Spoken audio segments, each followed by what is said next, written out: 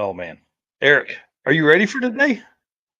Not really. I just got in the stage here a few minutes ago. So, Hey, uh, that's all right. We're gonna have a killer show tonight, dude. I hope you're ready. This is gonna be a fun one.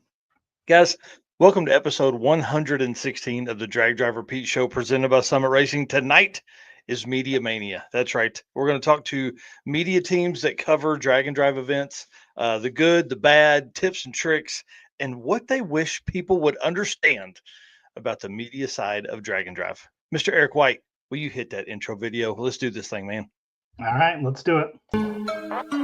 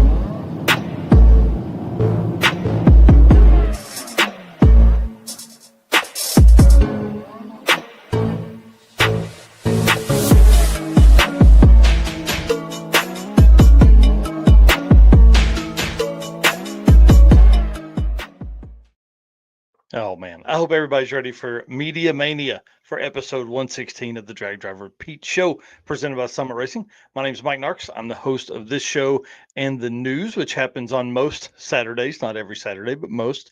And then my right hand man right here, Mr. Eric White. What you got going on, bud? I am Eric White, co-host of the show and the news. Everything drag drive repeat related, but mostly falls with photography, which fits right in with what we're talking about tonight. And Mm-hmm. when I'm not doing stuff for drag drive repeat or the circuit, I'm running 815 LSX swaps, which is my channel about my builds and my two project cars, and Motorsports Paparazzi, which I want to give a big shout out to Alex Johnson for doing a gnarly burnout at Six Summer. The views on that across all platforms have been going crazy. We'll probably hit 1 million views on Facebook tonight on that one video. So, Yeah, it's insane, dude. I love it. That burnout is absolutely crazy. Grill falls out of the truck. I want to talk to him. You need to hit him up and find out, does he want to be on the show? One, we can do like 10 or 15 minutes with him about that burnout only because, dude, that thing, next yeah, level, next level. rear end bouncing around. And then I didn't even get the full video because I didn't expect him to keep going after he left the pit. So there was still more after that that I didn't get. But he's been cool. He's been in the comments on all the platforms, chatting with people as well because people are asking questions about the truck, and Yeah. so it's How did been it survive? What did it drive like after that? yeah. So it's been super cool. So with the theme tonight, I think a lot of it just happens to be being at the right place at the right time to capture Hmm. those moments. So I'm Yeah. And sure we're we'll talk a definitely lot about that.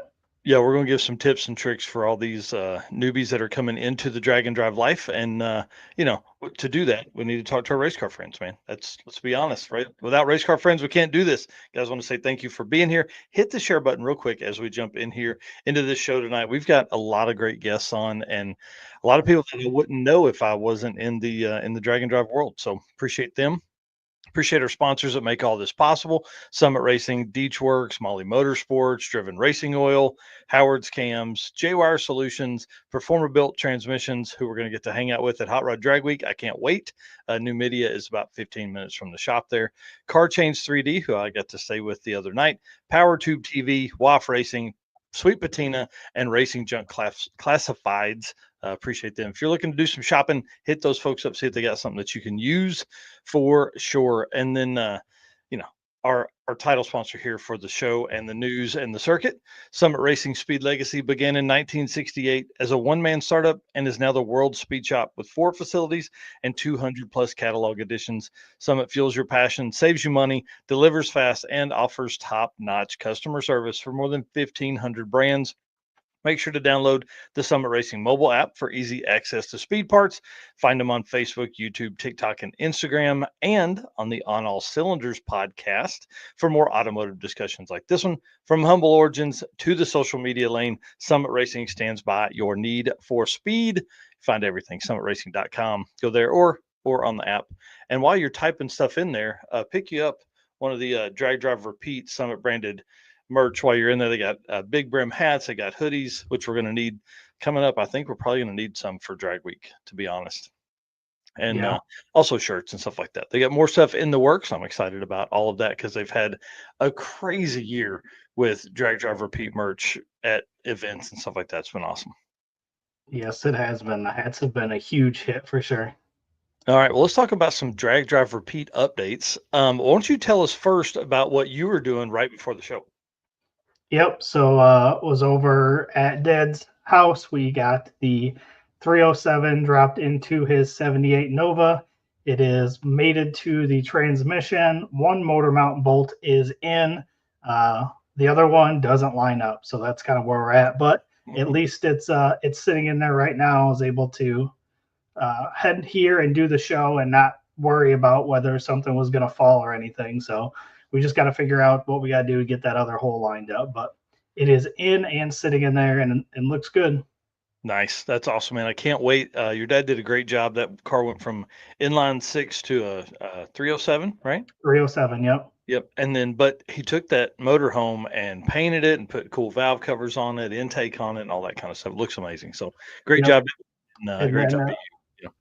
yeah. And then shout out to Alex Rops as well. I haven't even opened the box here, but I do have a Terminator X now that is going to go on the 240 to replace the old HP tuners ECU in there. It's always done some weird thing where when you start it, it does this like rev up for a little longer than I feel like it should and a little higher than it should before it falls back down to idle. So one of those Yeah. things, was just talking about it in our group chat and he's like, hey, I got one of those and gave me a deal on it. So it showed up It's today awesome. and excited to get that on the car as well. So now both vehicles will be Terminator X powered. Dude, that's going to be great because that'll be one system to know. So any kind of tuning you can mess around with stuff, or if somebody's plugging in, it makes it easier for them too. Yep. So then probably end up hitting Corey at Car Chains and seeing what kind of stuff he can do because I don't think he's Yeah. got anything today for a 240. So we'll need a Ooh. place to mount the little 3.5-inch screen somewhere. Hmm. Yeah, that's perfect. And man, I can't wait till the video comes out of my visit with his shop, dude. So much cool stuff. So much I cool bet. stuff. I'm gonna edit that first thing in the morning. All right. Well, one other update here for me.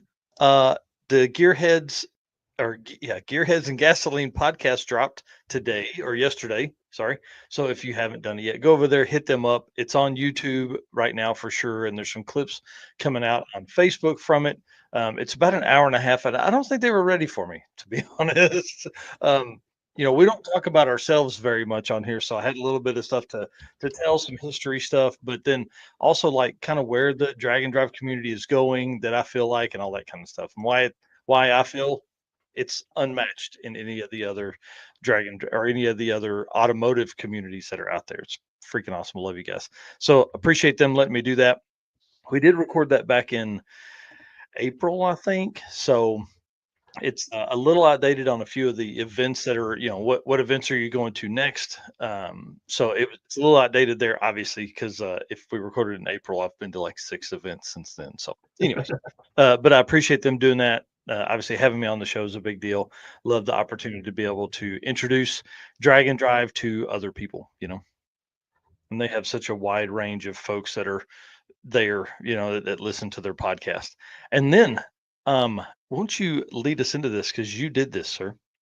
Yeah, so one of my favorite stickers or artwork that I've done was the parking lot beers logo.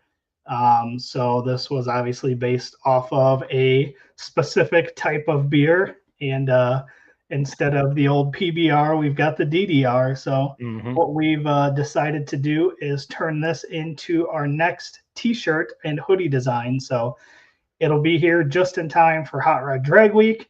It was unanimously requested at Yeah. the circuit. So pre-orders start right now. So Mike just dropped the link in the chat, so you guys can head over there. We're going to run this pre-order until Thursday, August 7th, which is only a week. And Hmm. then that will make sure that we can get the shirts made and delivered before drag week. So that was the big deal. We're going to try to do like a quarterly t-shirt release. So obviously the one I've got on now is the race car friend shirt. So that was our last one. This is going to be our next one, and we're going to try Hmm. to continue to come up with different designs like this. And Yeah. Just wait till you guys see what we got planned for the winter one. yeah, yeah, It's going to be great. I'm yep. excited So about it too. I'm excited to get my hands on one of these because Yeah. this was one of probably the first stickers that I made that was outside of our logo Hmm. stuff. So this one was super cool, and I'm super excited to see it on a t-shirt. Yeah, this is going to be a really, really cool one. And so the deal that is going to be running between now and next Thursday, August 7th, is free shipping, which is like a $7 gift there, plus the favorite beer. So we have the favorite restaurant shirt. Now we have the favorite parking lot beers shirt. That will be a decal that goes along with that. That is what is on the back of the shirt there in a decal for your shop. And then the Race Car Friends decal that you can't buy anywhere. So it's going to be kind of this bundled package. And the plan is, again, just like Eric said, have it before drag week. The folks that order this that are going to drag week are going to get something special. I'm just telling you that when I see you at drag week in this shirt, I'm going to have something special for you. So for all those drag week visitors and any events that are anytime, I would say early September. If I'm going to see you around there, Martin, Michigan, shout out to you guys. We'll be at 131 the second weekend of September. So, anyways, this I'm pumped, dude. This is going to be a cool ass shirt. Yeah, I think it's going to be awesome. I love the way it looks sitting on the shirt, and the front's got the red logo. So that's going to go right along good. Red logo with the white sponsor logo. So I think it's all going to tie together very good. Yep. It's gonna be badass. All right, man. Let's do it. Let's talk about some driven racing oil event updates. All right.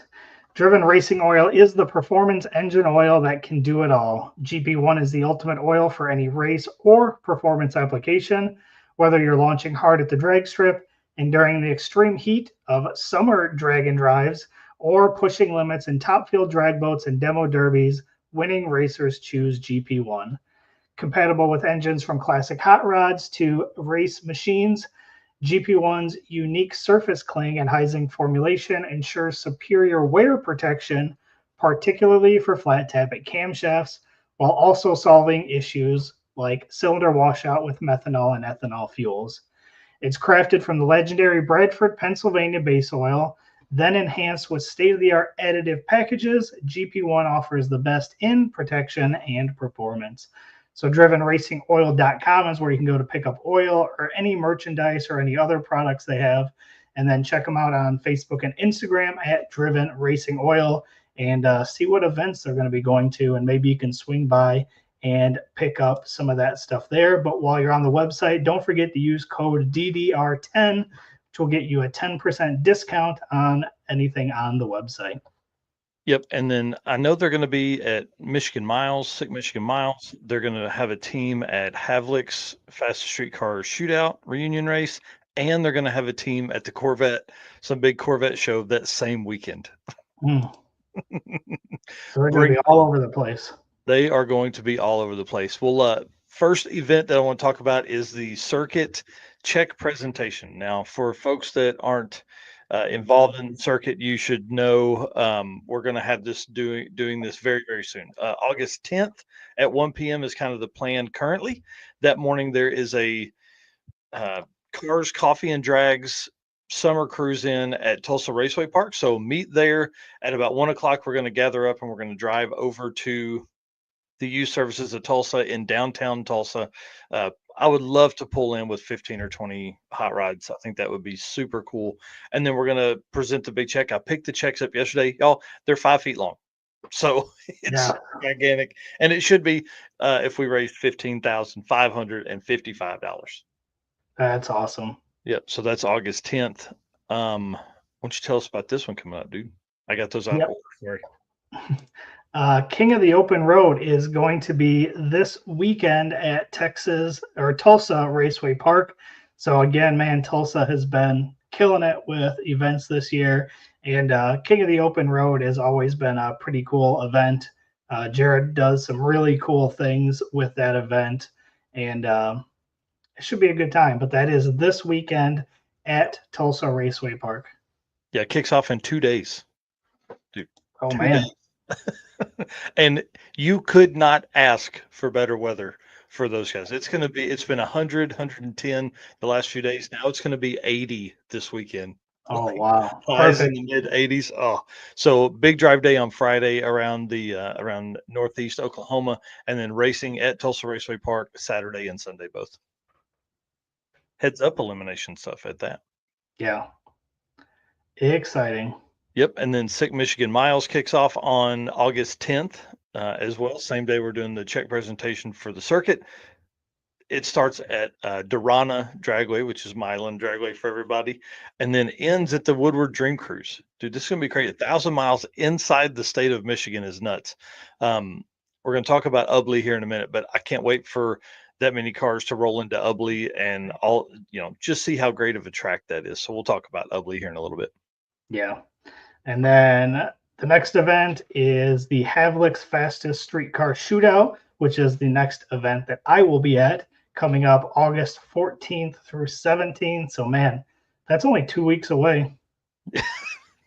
Dude, tell me about it. Tell me about it. So One this event we event, want to talk about real quick. Trevor Brandon talking about Miles of Mayhem was epic. Yes, it was. And I want to devote way more than time than we have tonight to Miles of Mayhem and the stories that came from that. So my plan is to talk about it on Saturday morning. yep. So Yeah. Havlic's Fastest Streetcar Shootout is at Cordova. So again, August 14th through 17th, just 2 weeks away. If you guys are anywhere in the neighborhood, make sure you go check this out. So many cool cars that are going to be there. It's going to be a good time. Yeah, it's going to be awesome. Awesome, awesome, awesome. The huge photo shoot they've got planned, the drone work that Dirty Panda is going to be doing it, dude, next level stuff. And it goes from a single day to 3 days, all that. And then that next weekend, the 21st through the 24th, there are three regional Dragon Drives going on. So you've got I-57 Dragon Drive, which is like in Illinois, kind of southern Illinois. You've got Mm-hmm. Dragway Rush, which is in Canada, kind of up by Detroit and all that kind of stuff. And then you've got Cruise and Lose, which is at I-29 or in Kearney, Nebraska. So huge weekend for that. It's going to be absolutely insane. Yeah, that's awesome. And then after that, the newest Dragon Drive is the Outlaw Armageddon No Prep has jumped on board and is putting Hmm. together a Dragon Drive as part of their event, which is going to be really cool to see because that's always been a cool event. And Hmm. it'll be interesting to see what they do. I see Felicia, it looks like, is being part of that. So it'll be cool to see kind of what they Yeah. come up with. Yeah, that's for sure. I'm interested to see how many people that brings over from regular heads up elimination stuff into Dragon Drive for 2026. Yeah, because we have a couple no prep Dragon Drives now, so it Hmm. just gives them a couple more options to get involved with Dragon Drive. Yeah. And there'll be a ton of people surrounding that event, like a lot of fans and a lot of racers that, have street cars at home that are like, oh man, I think I could do that. Mm-hmm. Sorry, I was So reading a note here from Clint Taylor. Man, thank you very much for saying that. I appreciate that. He said, thank you for the hard work this past week. Amazing job. Watching your live stream and announce was out of this world. Yeah. Man, the live stream was crap. Uh, so thanks for saying that. I don't know what happened to the box that I used the USB plug-in, but it made all of the grass look like water. So no. like, and what's crazy is it was perfect. And then I unplugged it to move it to a different port because we were moving some boxes around. And when I plugged it back in, it wouldn't do it. So I tried a ton of different new cables, new USB port, all that kind of stuff. It never worked. So, anyways, Thanks to Driven for their support with the brand here. We appreciate them doing all the stuff they do, and I can't wait to see them at Havlicks. Yep, that's going to be pretty cool, man. 2 weeks away too. Oh man, it's crazy. J-Wire Solutions, expert car and marine wiring solutions you can trust. J-Wire Solutions can wire and plumb your hot rod, your race car, your drag and drive car. Plus, they offer products to make your driving experience better, like the blinker module that is a must for all drag and drive cars. This module will allow your rear turn signals to continue to function while your foot's on the brake, just like your daily driver does. Universal kits do not do that. So you got to hit up J-Wire Solutions for that and tons of other products. Plus, I mean, dude, they can wire your car. Like, let's be honest. We've seen some of y'all's wiring, and we silently judge you for it. Let's talk about Heads Up Hustle real quick before we start bringing the media folks in. More racers than ever. It's freaking awesome. Um, Nearly 20 more racers on site for them, which is cool. I got to mark off a new track with Ubley Dragway, which kind of gave me like this Mocan Dragway feel. Lots of grass, which I thought was really cool. Kind of a small town feel track. You know, you're out in the country. It's closer to town than Mocan is for sure, but it just kind of gave me that feel like it's been there for a little while, and it has 1962, so 63 years it's been around, which is really cool, and owned by the same family for a very, very, very long time. So that was That's cool to be able awesome. to be there. Just wanted to say thank you so much to them for being such gracious hosts and working on the track so hard. Thank you to Mid Michigan Motorplex for being awesome again. Got to hang out with them last year. The live stream from there was better than the live stream from Ubley. I just couldn't get the stuff right. Tons of new people to drag and drive for Heads Up Hustle, which was really cool. And then the route stops I thought were really well thought out. So John Paul actually drove like 3 or 4 different roads to see which one was the best one for all the race cars. And what's funny is he was driving in like his daily driver, like whatever that is. I think it's a RAV4 or something like that. And so then when we're coming back, we're driving the same route for a lot of it in the truck with pulling the trailer. And he was like, "Man, this road kind of sucks. Next time I think I've got to drive it in my race car." I said, "Yes, Right. please, please do." And then Frosty Cone, historic downtown. Dude, there was this old guy pull down in a super, super clean 340 Barracuda, like white, well Pro Star drag star wheels on it. Sounded great, big block in it. I mean, dude, it was awesome. I say big block, it's 340 on the side of it. I don't know what motor was in it. But that was one of the coolest route stops we had. And then, of course, the racer party at Mountain Machine just blew it up. It was Chris Ritter, you're my hero for throwing a big party like that. They had a huge car show. So we've everybody struggled with rain this year. That's a promoter for a drag and drive event, it seems like. So on um, the morning from like 10 to 2, they had a huge car show, had airplanes, had all this stuff flying in. It was just really big deal. Said they had like 150 or 200 cars. Then the rain came, all of those folks left, and then all of us pulled in. So Nice. went from like, I mean, there were still like probably 20 show cars there. And then after that, it kind of turned into a cruising where people were coming in and out. As they would drive by, they'd see all the cars in the field and they would pull in and hang out for a little bit. It was really cool. That's awesome. Yep. We did just get our first parking lot beers order in. What? Already? Yep. That's so cool. Yep. Already. So That is so cool. Yeah, Aaron Robertson here saying Heads Up Hustle is a great event for sure. I huge fan of it, man. It was really neat. Jump Ball pours a ton of time and just effort and passion into that event. So let's run through the winners here. So if you want to alternate here real quick, Unlimited, big shout out to Jeff Kirchick, one of our favorite drag and drive families, man. I talked about him all weekend. They struggled with some fans, some cooling, ended up getting it fixed. Drove in. I thought he wasn't. He was ready to throw in the towel when I saw him Saturday night. So it was pretty awesome to see him pull back in on Sunday, and then you know go up there and he went against Warren Hurt, who has a 604 cubic inch twin turbo Chevelle. Bro, it don't get no bigger. I don't know if anybody's had a bigger motor than that with twin turbos on it. It was a nitrous car for a long time. We'll talk about him here in a minute, but went up. Warren spun trying to turn it way up. Jeff went down. A to B, and took home the win for the unlimited class. Pretty awesome. Yeah, that's super cool. Next class up, small tire, won by Jim Treadle. Second year as the quickest car. So is he going to get a bounty for 2026 on him? Yep, I have confirmed with John Paul that he will get a bounty for 2026. Ooh, you got a small tire, no prep. You better get out here.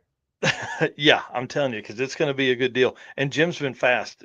Sadly, Jim left the line and spun because there was transmission fluid under his tire. So some cleanup went on after that, but it ended up creating one of the greatest stories of Heads Up Hustle from that. So we'll talk about that in a minute. Small stick shift, Mr. Peter Sisler, Nightmare Garage taking home the win in stick shift, and we're going to talk about why he's important here momentarily.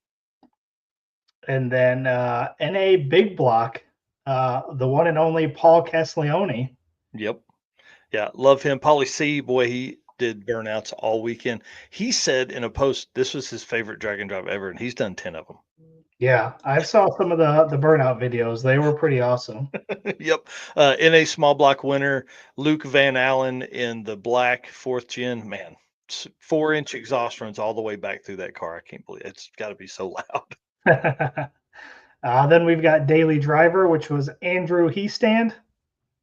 Oh yeah, the maroon Fairmont with the turbo small block Ford.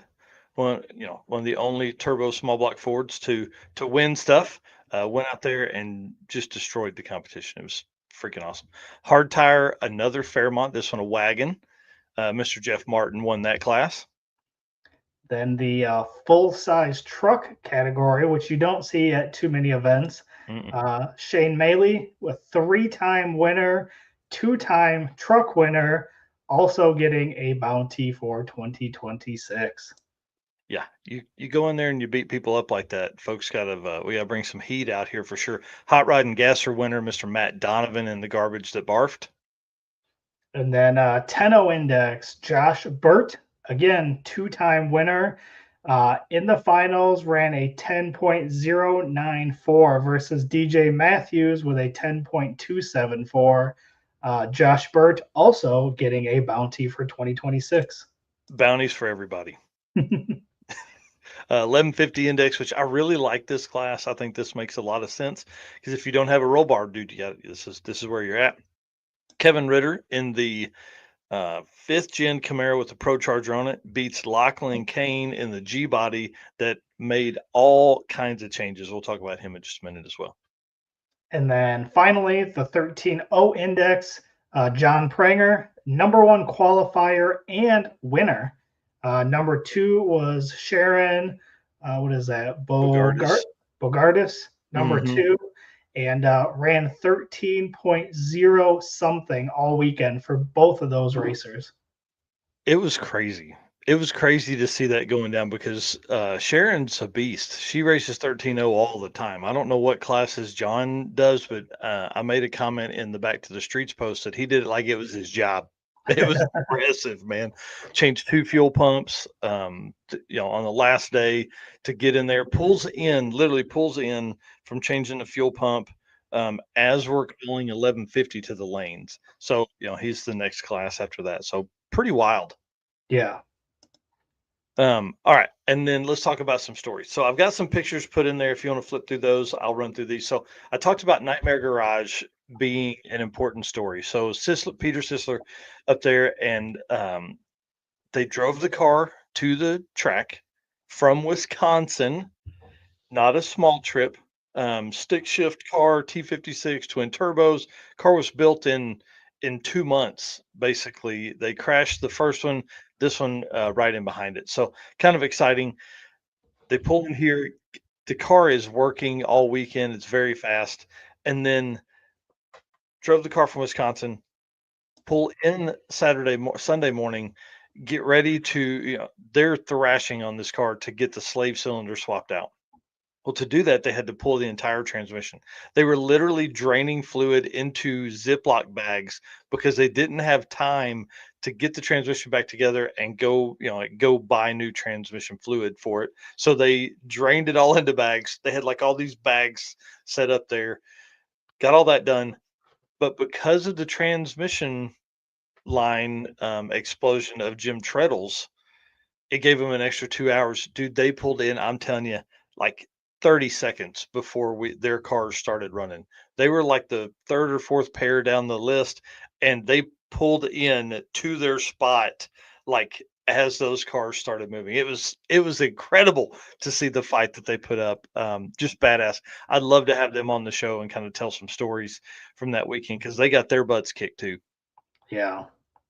Yeah, and then, Jeff Kerchick wins unlimited, dude's a beast. It was awesome to see him hang out with them all weekend. Warren Hurt, that's not a name I recognized, but this guy did, like, the West Michigan True Street drag weekend events back in, like, 2017, 18, and 19 in this car as a nitrous car. So, I have the, contact info for the gentleman that ran all of that stuff. I can't remember. It's Howard something, Howard Kelly or something like that, that ran those events, and I'm gonna call him tomorrow and see if I can get that data. Maybe he still has it somewhere put up or something like that, so we can just continue to, add to the, historical data for Dragon Drives. I'd never even heard about that event, and Matt Donovan said he did one. Clark Rosensangle was there as his co-pilot.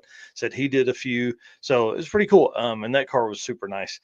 Brennan Darnell, big shout out to him. This is the orange Fairmont. I don't think I have a photo of it in there. Man, this car was one of my favorite cars. 13.0 index racer, and got it together. Do you remember the Pontiac Safari wagon with the big, like, fire chicken on the hood, Firebird on the hood Yeah. last year? So it's his kid, and they put this Fairmont together, but they popped the hood, it's got a Coyote cover on it. So they kept joking, saying it was a 5-liter Coyote. So we started calling it like a single cam Coyote by the end of the weekend, dude. It was great. So they made a pass. They were in the heads up setup, and they didn't have what it took to go competitively 13.0. And so he just ran it out and ran a 12.4. So that's like an 11-second streetcar coming up.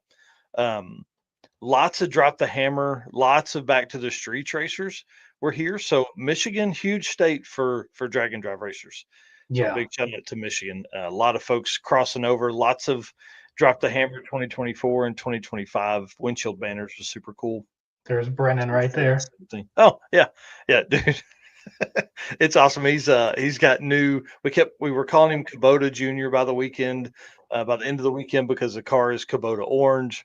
Another set of folks I think I'd like to have on the show, maybe him and Aaron and his co-pilot, and have some fun.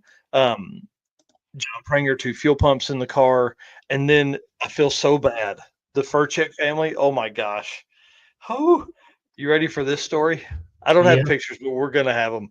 I didn't even get out of the truck; it smelled so bad.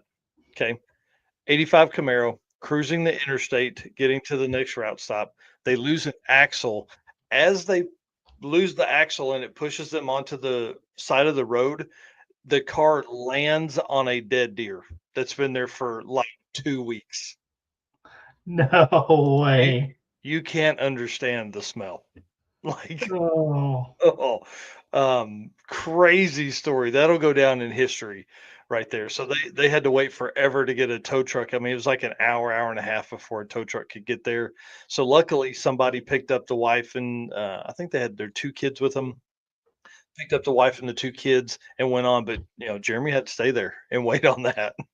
Oh, man. it was gross. So they got it all fixed. We dropped off a C clip because that's what exited the chat, and so we dropped the C clip back off to them, and tow truck came and got it. They fixed it. They were there on Sunday morning for racing. It's pretty cool.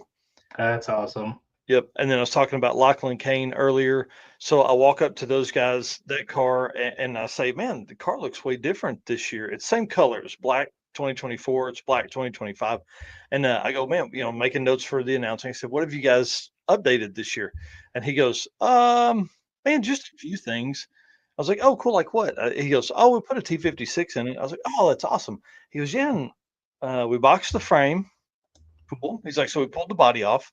Oh, okay. New exhaust. Oh, okay. All right. Full exhaust now. Awesome. He goes, yeah.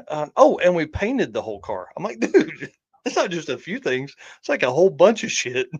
So Right. it was pretty awesome. And That's then that cool. car, that car performed all weekend. It was great. Yeah.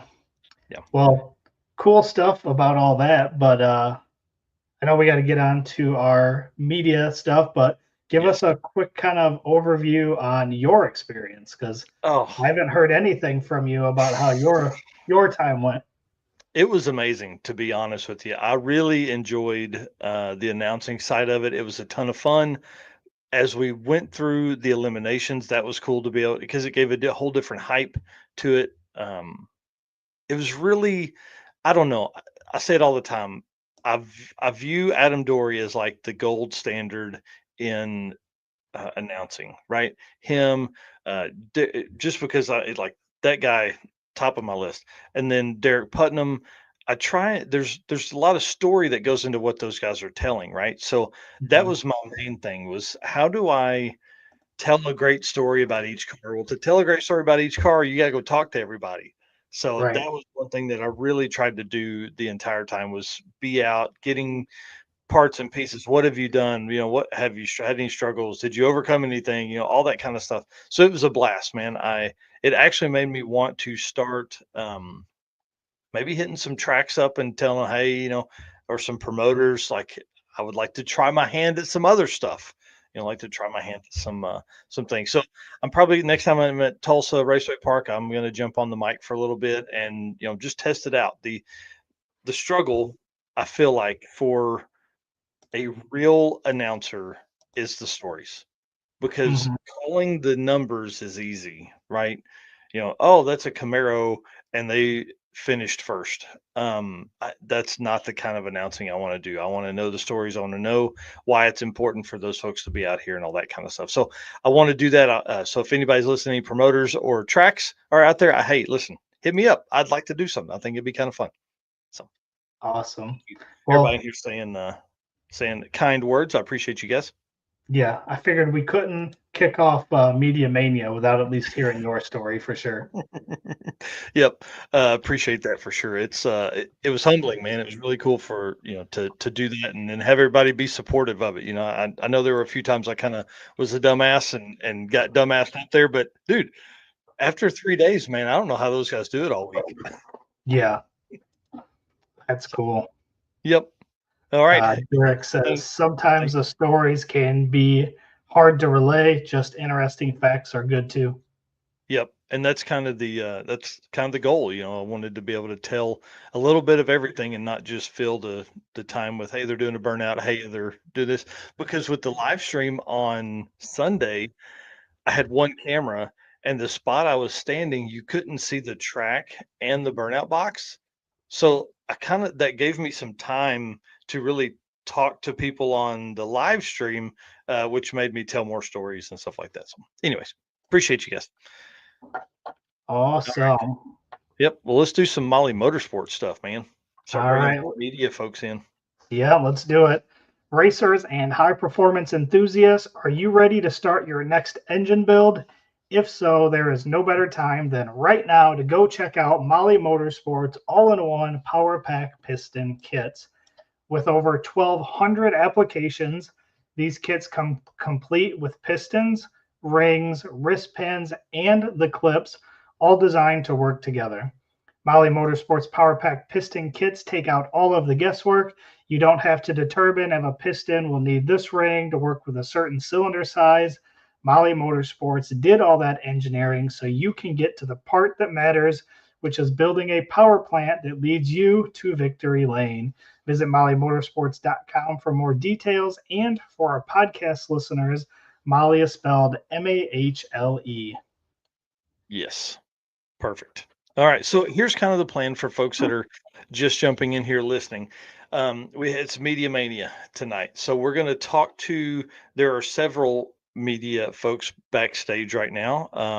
So what we're going to do during this segment of the show is bring them in individually, but keep adding, right? So we're going to add to this panel. Essentially, what we're wanting to do tonight is hear who they are, hear why they like Drag and Drive, hear why they keep coming back, and then some tips and tricks there in the end to talk about all of that stuff right here. So, welcome to Media Mania of Drag Drive Repeat, episode 116. First up, we're going to bring in Daniel Johansson. Is that how you say it? Yeah, Johansson? that's correct. Yeah. DJ Photo over there. And it's like 2 a.m. for him. So I want to say thank you for staying up Yeah, late it's to hang almost out 3 a.m. Right now. So Yep. So you have some pretty neat experience that some other folks don't have by actually hitting stuff overseas. You've done Street Week Sweden. You have like a whole different view on that. And then here you've been to Sick Week. Have you been to three Sick Weeks? yeah, I didn't go to the first one, but the rest of them I've been to, all of them. First Drag and Drive event I was at was actually Drag Week in 2019, I think. That's I've heard about it, read about it, saw about it a long time ago, and said that's a bucket list thing. And then Stefan Gustafsson, that is a good friend of mine, he shipped his car over. I didn't go the first year they were over, but I followed him the next year after, and since then I've been coming coming with him. that's So awesome. that, Well, that's that's my drag and drive experience so far. right, a lot of it, a lot Oh of yeah, it there. So tell us company name, and then we'll get on to some other folks and where they can I find actually don't have a company. This is you. Oh, just me, private person, doing what I love. Um, Spending money on a hobby, pretty much. So yeah. yeah, That's awesome. But they can find you on DJ Photo on yeah, Facebook, right? Yep. oh, yeah. Perfect. I And put then, most of my pictures up there. yep, It's not just car related stuff and drag and drive related stuff. It's whatever I like shooting. So at that moment, right that's now it's a lot of car cruisings going on around Sweden. So on Saturday I will be all day. I will be in the city, taking pictures of old cars running up and down the main street. that's Sweet. awesome. All right. Well, let's get our next guest up here, Mr. Jesse Fox, 3G Video. Hold on just a second, buddy. There we go. Hey, This is going to be a shuffle as we go through here tonight, like making sure I got all the right layouts put together. Dude, tell us who you are, what you got going on, man, because you're in a cool spot. yeah. So my name's Jesse Fox. I'm with 3G Video, YouTube channel, photography business, and such. I travel along and do a lot of drag and drive events throughout the years. Try to do as many as I possibly can. I'm actually on the road in between a couple of those events right now. Just left Miles of Mayhem up in Canada, up in Alberta, Canada, and I'm on my way to Tulsa to start King of the Open Road on Friday. So yeah, we're out here doing the thing, enjoying the life, living on the road. That's a Yeah, you're, drive right there. dude. Yeah, a little bit. Yeah, yeah, definitely telling you your life on the road is kind of cool, and I can't wait to talk about that a little bit because you're probably the most mobile guy that we have in this mix. I mean, this is my home, so it works out pretty good, right? You told me you don't like for me to say that you live in your car. I do about 8 months a year, eight, nine Yeah, months. So yeah. it's Home whatever. on the road, I think Yeah, is there we go. what we'll say. Yeah, yeah. Benny the Volvo is man. I've spent a little bit of time in there, but not enough. I'll tell you that much. Well, it's an experience, I'll tell you that. Yeah, especially now with the V8. All right, Oh yeah. let's bring in Mr. Chris Story next because one of my favorite folks, one of my favorite stories of all photographers and all that kind of fun stuff, dude. People won't remember this because they're new around here, but you and I have had this conversation for a long time. Been a minute. Yeah, you're one of the first guests on the Narcoleptic Customs podcast talking about, if you guys don't know it, Chris quit his job way back then to do race week, and then it spiraled from there. Man, you had a great time and just kept doing it, and now look at you. Retired. I'm just kidding. He actually went on Mega Week and raced instead of Yeah, took photos. it was really. I mean, that is the ultimate goal, isn't it? So to do that is a huge checklist off my bucket list, or check off my bucket list. I can only imagine, dude. That's pretty freaking cool for you to be able to do that. It was, I mean, it was a great time. It was everything I expected it to be and more. So you're retired now. You're a drag and drive racer, not necessarily a drag and drive photographer anymore. Fully retired. I gave all my contacts to Jesse. It is what it is, you know? I don't know what to tell you. That's awesome. That's awesome. Well, let's bring up. Tell everybody where they can find you. Where's Oh, all Chris Story Photo on everything but Facebook. Facebook is just Chris Story. It's my personal account. Yeah. Used it forever. It ended up being more of a business than a personal. So Yeah, nothing wrong with that. Well, let's bring in Mr. Gary Cummins here of That Track Channel. Hey, Another that how's it going? that is, oh man, it's amazing. You're all over the place too. You and Jesse Fox cross paths, I think, quite a bit across the country. Yeah, absolutely. I, as well, just with Jesse, got to hang out with Jesse for a week there at Miles of Mayhem up in Alberta, Canada. I'm from Canada myself too, so I don't have as much traveling to do as Jesse on that one, even though it's still like 14 hours for me. But yeah, just getting all out, going all over the place as much as I can. Right. And then everybody, I mean, they probably already know who you are. That Track Channel is a big deal. If you guys don't know, in the YouTube and Facebook world, Gary is one of the hardest working dudes out there and is at a lot of big, like big heads up elimination style races. Yeah, definitely do a lot of heads up elimination. I try to cover as much as I can. I just anything with 4 tires and an engine, just gets me excited. So whether it's pro mod racing, heads up elimination, drag and drive, whatever it is, I'm usually down to cover it. Heck, I was at a demolition derby the other week. That's awesome. Wow. All right. Well, cool. Well, guys, That Track Channel on everything that he just listed there. Find it everywhere. Yeah. Next up, I want to bring on this young man that I feel like I don't even want to talk good about him I want to talk good while he's backstage because I don't want to embarrass him. This young man has been a hard working young man the entire time we've known him. The circuit, the streetcar shootout stuff. When we first met him, he was young, like 12 or 13 years old, out there just running around, getting photos. And every year I feel like, he hasn't just progressed. He's gotten way better each time. It's not just like this 25 or 30%. It's like 200 or 300% better each year. And one of the only folks that we sponsor outside of, like we typically try and get sponsors, but we actually sponsor Mr. Johnny Allen here with Johnny Allen Media. Love you, dude. It's so cool that you're on here tonight, and I appreciate it. Thank you. Yeah. How's it going? Well, man, it's great. Tell everybody where they can find you, what you and kind of, like how long you've been shooting. You can just find me Johnny Allen on Facebook, Johnny Allen Media on everything else. I think 3 pushing maybe 4 years for shooting now, at least drag racing. That's awesome. That's awesome. Well, we appreciate you coming on tonight. It's going to be a good one because we're going to have a lot of folks that have some serious experience. And then you've probably been shooting as long as some of the folks that are on here. So it's going to be great. Up next, Mr. Tim Gorley, my road dude for Drag Week. Are you ready for this, buddy? Dude, that is photo bucket list checked off right there. I am stoked for it. Yeah, it's going to be awesome. It's going to be awesome. So same question to you, man. Who are you and where can people find you? Go Fast Photography. You can find me on Facebook as Go Fast Photography. On Instagram, I'm Go Fast Photos. And then everywhere else is just personal accounts, which is my name, Timothy Gorley. So, yeah, pretty fun. You and I have hung out quite a bit the last few weeks here, and I got to see you at Blacktop Sunday, which is like a Cars and Coffee here in town, which was a surprise. And that's kind of, yeah, dude, you're all over the place. oh yeah, anything that's got wheels and a motor, I'll take pictures of it. The drag, drift, car shows, pretty much anything. Nice.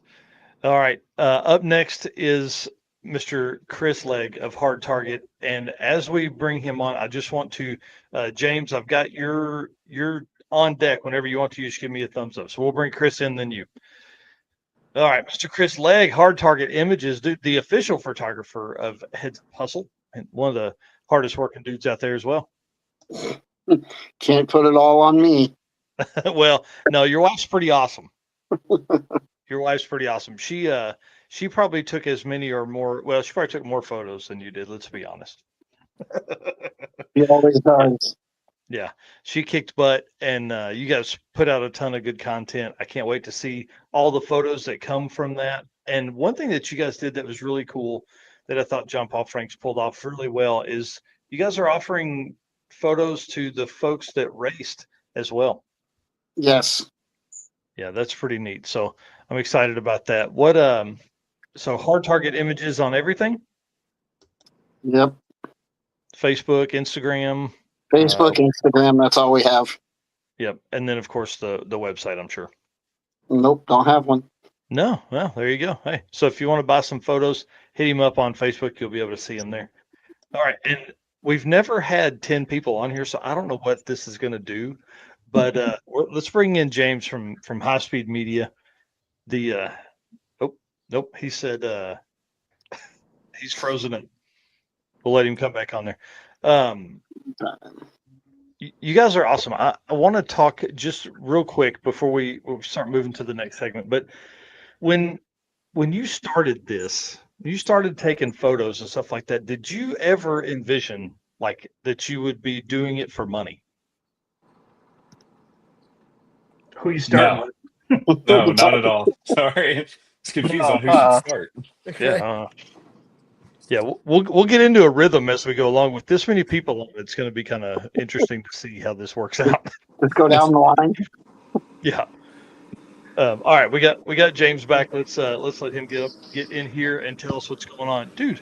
If everybody doesn't know, James Shower, High Speed Media. Yep. Oh, nope. I got you. There you go. There we go. the official social media of Rocky Mountain Race Week. Yep, love it, man. It's been awesome being a big part of that event and just hanging out with everybody and creating content. So, Yeah. we absolutely love being able to be behind them and partnering with them on that stuff. Well, and one thing, there was a really cool day. Who's your guy that works with you? Elias. Elias, yes. He was Yep. standing there talking, and you guys, I mean, I was eavesdropping, of course, and you were talking about how many posts you had made that day. And it was like 14 or 15 posts that you guys had made that day. High speed media, man. That's what we're about, is, getting out fast, creating it fast, and getting out for everybody to enjoy online. So It was crazy. I loved it, dude. It was awesome to see the amount of work, and I can't wait till we can talk a little bit about how y'all did that. Like that's a hard work list there to just have everybody stay on point. yeah, it's a lot. Yeah, but we balance it well, and for Mega Week it was a whole nother level because we had to have two whole crews, so we pretty much pretended like two full events were going on, and that's what we went with. Right We now, should have did that. yeah, next time we will, I promise. You are a little different than some of the folks on here. So a lot of folks on here are, solopreneurs. They're dudes that do it themselves. You physically built a business that's around this, right? You do more than Absolutely. obviously photograph and stuff. So you going in, I asked the question a minute ago, did you think you would be here? But you had this planned from the beginning. Yeah, that was the vision, man. Like I knew through growing my stuff and helping other companies work on their social media that like a company can totally have multiple people working on their social media. It's big enough that it could drive as long as the business is big enough to handle it. And I wanted to build that internally for many people and many companies, and that's pretty much what we did. I don't see myself as necessarily a photographer, although I get better every day, a videographer, although I try to get better every day. It's I understand it from a content aspect. I've created my own YouTube channel and done that stuff, so I try to bring that to the companies and try to handle that side of it for them, utilizing hopefully people on our team to do that. And it's worked well. Like, we're providing a service. We are very much a service-based business, but I understand how hard it is for like photographers to just be a photographer, man. It's hard to sell photos, or half the time when you're editing, and you should be shooting photos. When you're shooting photos, you're editing, and then a team of people kind of helps blend that. But we got to offer a lot of service on the backside of that too. So I just kind of went at it a little bit different way, but I also love that, like, we're kind of the home for those people that have a passion to make content or shoot photos or video, but it's hard to make it just on your own doing that thing. So we kind of created a home for those people to like make a living doing what they love, which is super awesome. Yeah, that's really cool. And I saw Richard Brewer in here, Dirty Panda, making comments earlier. He was out there running some of the stuff with you guys, starting line Yep. camera, doing some drone work and things like that. So is man, it's really cool what you've done with High Speed Media. Thanks, man. I appreciate that. All right. Well, let's do a quick ad read, and then we'll jump into kind of the second half of the show, which is where we're going to get nitty gritty with all of this stuff. So let me find all this. You guys, I'm not used to this many people being on here and this much stuff. So hang tight. Let me run through this real quick. Guys, just want to say thanks again for being our race car friends. Thank you for being here. Hit the share button. The next hour of content here is going to be very, very good. I promise. It's going to be next level type stuff. You're going to want to stick around for this. And thank you so much to our sponsors for being here and being a part of all this. Summit Racing, Deechworks, Molly Motorsports, Driven Racing Oil, Howard's Camp, J-Wire Solutions, Performer Built Transmissions, Car Change 3D, WAF Racing, Power Tube TV, Sweet Patina, and Racing Junk Classifieds. And the gentleman's agreement is simply this. We love this. We do this for fun, but also because it's our passion. Please hit the follow and subscribe button wherever you're watching this at. That's the gentleman's agreement. We're going to keep doing this. You do that. We can't verify you do that. So that, it's kind of like the you do that part, we'll do this part, and we'll go from there. And then Deechworks. Remember, Deechworks is the leading manufacturer of high-performance fuel system components. The DW product line includes fuel injectors, pumps, modules, fuel rails, regulators, lines, filter, everything you need to support up to 2,200 horsepower. Spend less time installing and more time at the track. Fueling your build just got easier with newly added Deechworks performance module applications. These modules feature our fuel pumps pre-installed in the OE assembly with upgraded E85 compatible filters for a true drop-in solution. You get code DDR10 for 10% off all the stuff, and this is kind of what that looks like. All the modules there. So make it super easy to do all of that. Okay, enough of that stuff. Let's talk about real deal. The question of the week is why drag and drive? Why? And so it's probably easier if we just go like in rotation this way and then work our way down. So why drag and drive for you guys? I mean, my friend started driving, shipping in the car over from Sweden. I followed him, and that's how I got to see the drag and drive world. I read about Drag Week for ages before I went over first time, and I mean, it just stuck. It's like a family. All the different types of cars, the struggle everyone has. I mean, no day is the same. So I mean, that's why I love it. Yeah, I agree, Jesse. Well, I get very bored very quickly, so having a sport that keeps me very entertained, and we get to be at the racing, and then hop out on the road, try to just constantly get new content material, and that helps a lot, and I really enjoy that. But getting into it, it was just growing up watching Drag Week on the live stream and watching that stuff, just thinking that it was the coolest thing. These guys have race cars that they can actually drive and use their car. Because whenever I first got into drag racing, it was like, okay, cool, we get to drive this car like maybe a total of 5 minutes in the entire year because you're pushing it around everywhere. And like, that's just boring. So getting to actually drive your car and getting to enjoy it, I just fell in love with that. And getting to see a sport that's all around that, I just, yeah. And then I stuck around because I love it. That's awesome. Tim? Yeah, I mean, I same way. Grew up watching Drag Week. Thought that was the coolest thing ever. Those guys, pushing these cars to the absolute limits and then driving them down the street. Like Tom Bailey with his Pro Mod Camaro, and then cruising it down the street. I'm like, that's the coolest thing ever. But really, like the racing is cool, but the family aspect of it, like these people that I've met through Drag and Drive have now became friends, and they're more like family now. And that's the big part for me for Drag and Drive. Johnny, what about you, buddy? Because you were doing it before you could drive.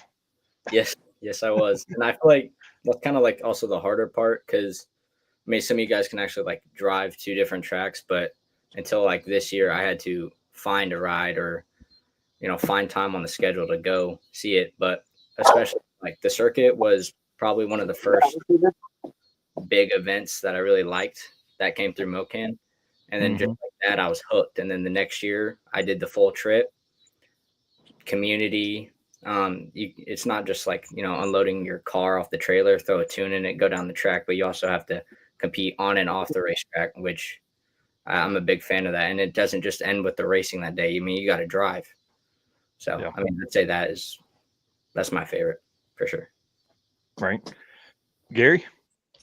Well, some of you guys may or may not know this, but my channel is only a few years old. So 3 years ago, a bunch of the local homies were going to Miles of Mayhem for the first time. I didn't even know what a drag and drive was. And they were like, oh, you should come with us and come film it. And like, my channel was just starting. So I went, and so shout out to like some of my local homies, Sean Jones, James, Dick, people like that, that were going to Miles of Mayhem that convinced me to come. And I went and I was like, this is literally absolute mayhem. These guys are nuts. Like watching people like just break stuff on the side of the road and changing stuff, but then like all the camaraderie that came with it and like this big whole family movement that came with it of like racers helping racers. And like, man, I watched some really, really cool stuff. I watched a battle the first time I ever went to Miles of Mayhem where number 1 and number 2 were battling it out, and number 2 had broke, but number 1 had offered parts from his car to fix number 2's car because they wanted to race and like have a nice clean finish. They didn't want to win by default. And I was like, man, I've never seen anything like this ever anywhere. So I just kind of got hooked on like the whole community behind drag and drive, if that makes sense. Mm-hmm. Yeah, I agree completely. And I think that's one of the biggest reasons I like it is because that dude that is in first place is willing to give that part from his car so that guy in second place can go out and make his best pass that he can. Yeah. Shout out to Lane Olenberg. That's who it was. Yeah. Chris? Oh, what got me into it was definitely watching like the 1320 coverage. Like was in high school when I caught wind of it, and just, man, the race week coverage, the drag week coverage, I was like, this is the coolest way you can drag race a car, I think. Mm-hmm. And then, what kept me there or kept me in the drag and drive scene for so long was the that very first race week, man. Like everybody, like I tried to keep the whole like I quit my job to be here thing very low key, and somehow imagine that word spread like wildfire, and now I have hundreds of basically new family, and that's really what kept me on the drag and drive part. Just the people, the extended family. Chris, what about you, Chris Legg? We did our first one in 2021 Outride Drag Week. We only went from Martin to the first stop, and basically, like everybody's saying, everybody is together. They're the camaraderie, and we enjoy it a lot more than just going to a one-day race. So that's what's got us into it. Plus, I like street cars. My younger days, we did a lot of cruising and street racing, so yeah, I like cars that are able to do a little more than just go down the track. Right. Get out and about and enjoy them. Yep. All right, James?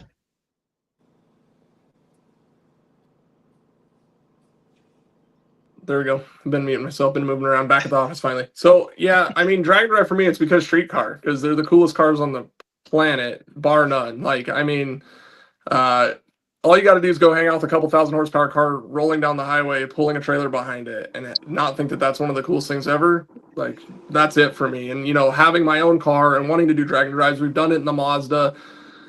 Just going out, you got Doug Klein, Joe Barry, these people that, Larry Larson, that like early on in race week history, you'd go out and like see these cars and be around them and watch them make a pass. Then you try to tell people and explain to them, like, that car drives down the road, and they're like, what? Like, that's not street legal. And you're like, well, they drove it more this weekend than you did, type of a thing, right? And that's just one of the coolest things. And knowing how hard these guys work or how much effort, like, go build a 2,000 horsepower car that can live 7 days on one of these deals. And it's, you got to know what you're doing, or you got to have, you got to be dumb enough to work on that thing the whole week to just beat your to push through. So, that's it for me, man. And then just wanting to do it myself.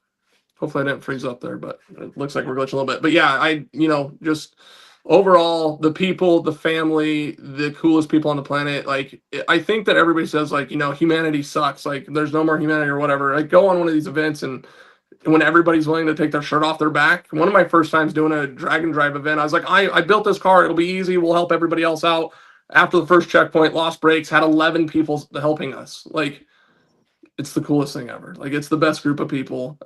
Fast car, slow car, doesn't matter. Bring your daily driver, go do one of these things. And if you're not hooked and thinking it's one of the coolest things ever, then you're probably hanging out with the wrong people. But yeah, that's it for me. I just love this stuff. Yeah. Jonathan Stonecipher says you're a forever or never guy. You're either going to love it and not ever want to do anything else, or you're never coming back. For sure. And I think the never folks is about Absolutely. this way, about 1%. Yeah, we're just we're a special kind, I guess, whether that's good or bad. Yeah. That's awesome. All right, next question here. It's kind of a two-parter. How long have you been doing media, and what was your first event to either film or photograph? We'll start back there with Daniel again. I've probably lived with the camera in my hand since I was a child. So, I mean, I've always taken pictures, good or bad. But ever since Canon came out with their first digital DSLR camera, I've been hooked on that. I mean, I think that was maybe 20 years ago or something like that. Wow.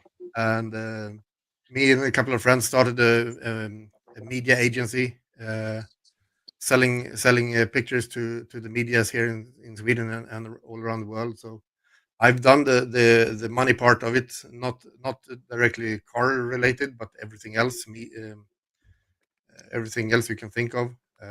So I mean, we stopped that for a while, or a couple of years ago, because I mean the media business here in Sweden on this side is not as nice as I would like it to be, and it's a very pressured business, I would say. So we don't have it like you have. What was your first automotive event that you photographed? One of the first ones I did was actually they built a new drag racing track here in Sweden like 10 years ago or something like that, and I had friends running there, and I mean, we have two real tracks. All other tracks are old airfields. So we have two purpose-built drag racing arenas, and this was the newest one. So I got a media pass there, and I kept doing that for a couple of years. And I mean, everything from I mean Top Fuel and down, they ran over there. So That's cool. that was cool. Jesse? And I've been doing a lot of street race photography also. So Oh, cool. Yeah, you got some photos Stockholm Open coming up, right? yeah. Mm. It will be soon. Can't tell you when and where. But yeah. Yeah, that comes out afterwards. Oh yeah. Yeah. But those who have followed it, they know when and where anyway. Awesome. All right, Jesse. Can you guys hear me? Because I can't hear very well. I was gonna say you got something jacked up with your mic. Yeah, Sounds like you're an alien. I can't hear you. You may jump out and come back in. Bye, Jesse. See you later, nerd. Oh, that's what you get for taking a photo of me eating. Well, see, there you go. I think he was. I think he got a phone call because it went black for a second. That's usually the phone call. Hey man, I'm watching you on TV. What? Don't call me, Johnny. Fill us in, buddy. Like I said, I'm pretty sure 2022 was my first year with motorsports, And my first event, which kind of definitely hooked me, was Funny Car Chaos that came through Mocan. And I didn't even have like a media pass, or I wasn't allowed by the law at the time because I was so young. But just kind of standing in the corner near the stands and feeling the rumble and all that, oh, I was 100% hooked. Yeah, Like, that's I mean, cool. if you're telling me if you don't stand beside one of those and you're not hooked after them, I don't know. Yeah, you're lying. That's for sure. There's no better feeling.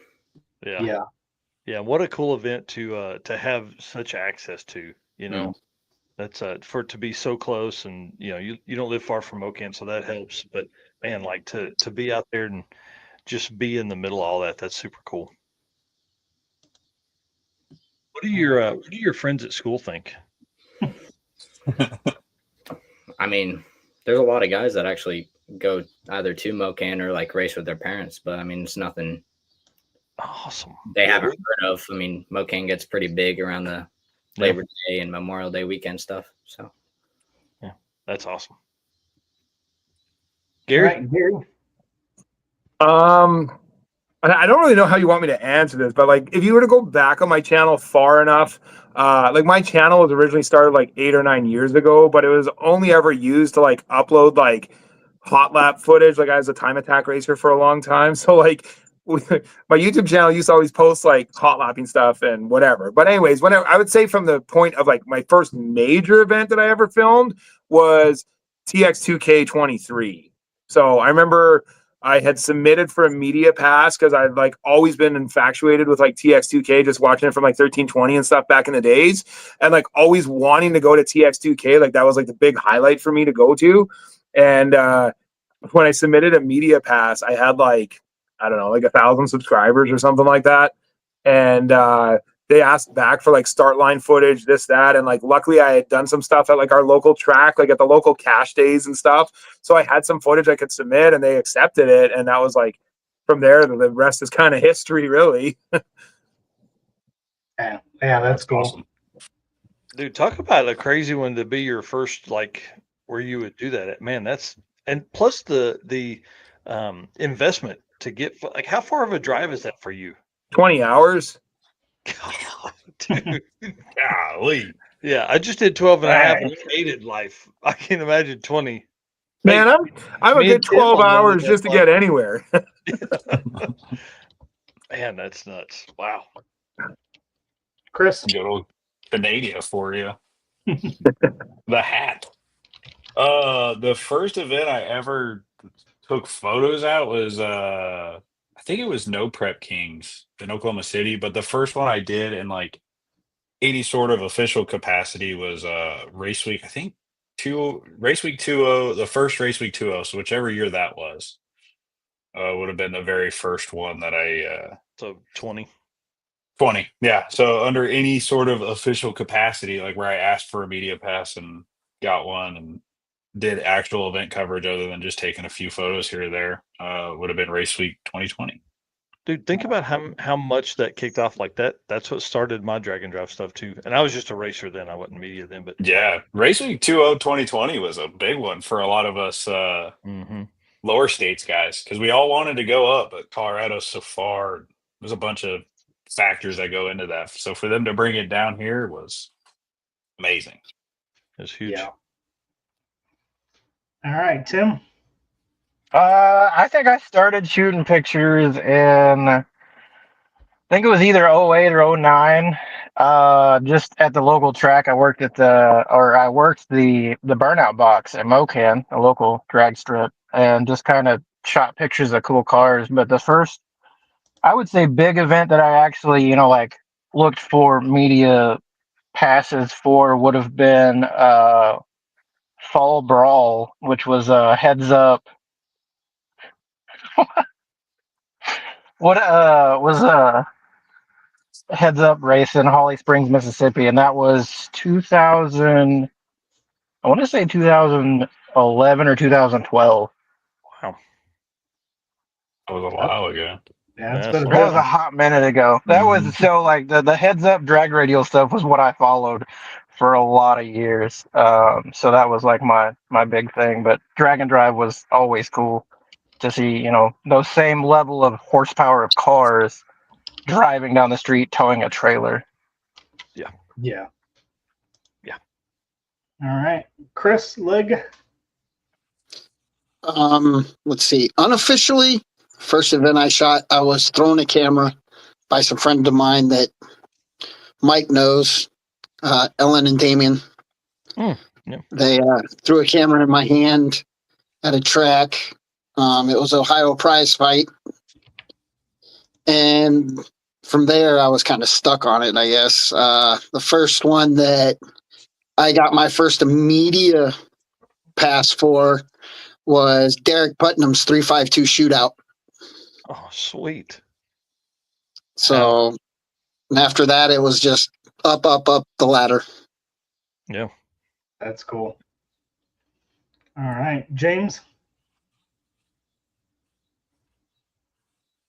Oh, hold on. You're muted. Unbelievable. See, freaking media guy. Don't even know what he's doing here. I'm over here scrolling back in Facebook, like trying to figure out like dates and stuff on half of this thing. So I mean, mine's a little different. So like, I've never really thought like officially being media type of a thing. Mine comes more from starting Build Tune Race and doing the whole like content creator side of thing, and then getting, I was just looking, I like did like a photo album at PRI in probably 2017 or 18. I made my first like Facebook page for my Camaro in 2015.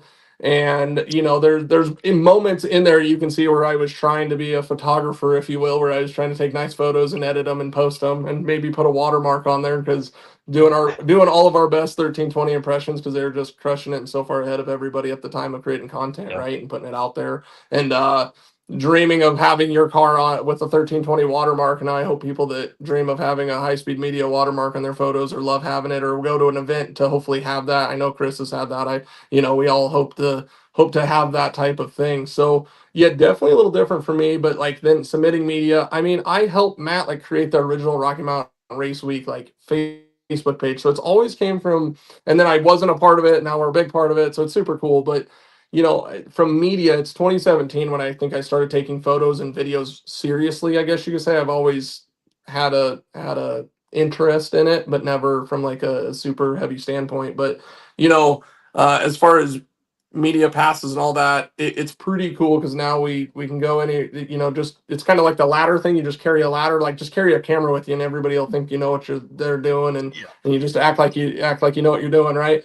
So we've been to like, even it's not automotive, but probably like getting media passes for as far as like even CES, but being able to use automotive content to submit and show this is our event coverage and what we can do to then give us access to pretty much media passes anywhere we want to go and do is probably one of the coolest things. So I know that's not as structured of an answer as what maybe we were trying to shoot for, but it's my side of it's just creating and posting media. And I think it's just constantly gotten hopefully better over the years. And then like having a photographer on staff has pushed me to try to match his level of quality, because we didn't want group A and group B in this last mega week to have like exponentially better photos for one group over the other. So he pushed me to be better and helped me be better, and that's been really cool. And I think we've all been through that, right? You're just all, even to this day, we're all just trying to be better than the last time we went out and created content. So but yeah, I look back and I can see like photos of Rocky Mountain Race Week 2018 when I like went out there and like shot some photos and stuff. And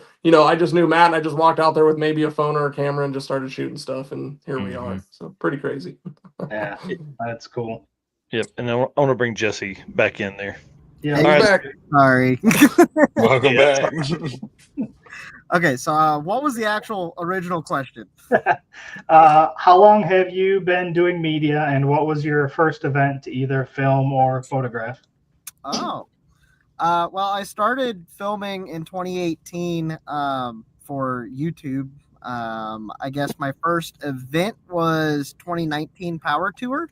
If you go way back, yeah, and then did 21 Power Tour, and that was, I wasn't doing, I was just filming video, and then started taking some photos at Power Tour in 21, just for fun. Just started taking some. I had been on a trip and with my parents earlier and that year, and realized that I really liked taking photos. And then for the next, or I went to Drag Week in 21 as my first media pass that I ever got. I just kind of walked up to the booth thing, or I talked to one of the photographers that I met at Power Tour.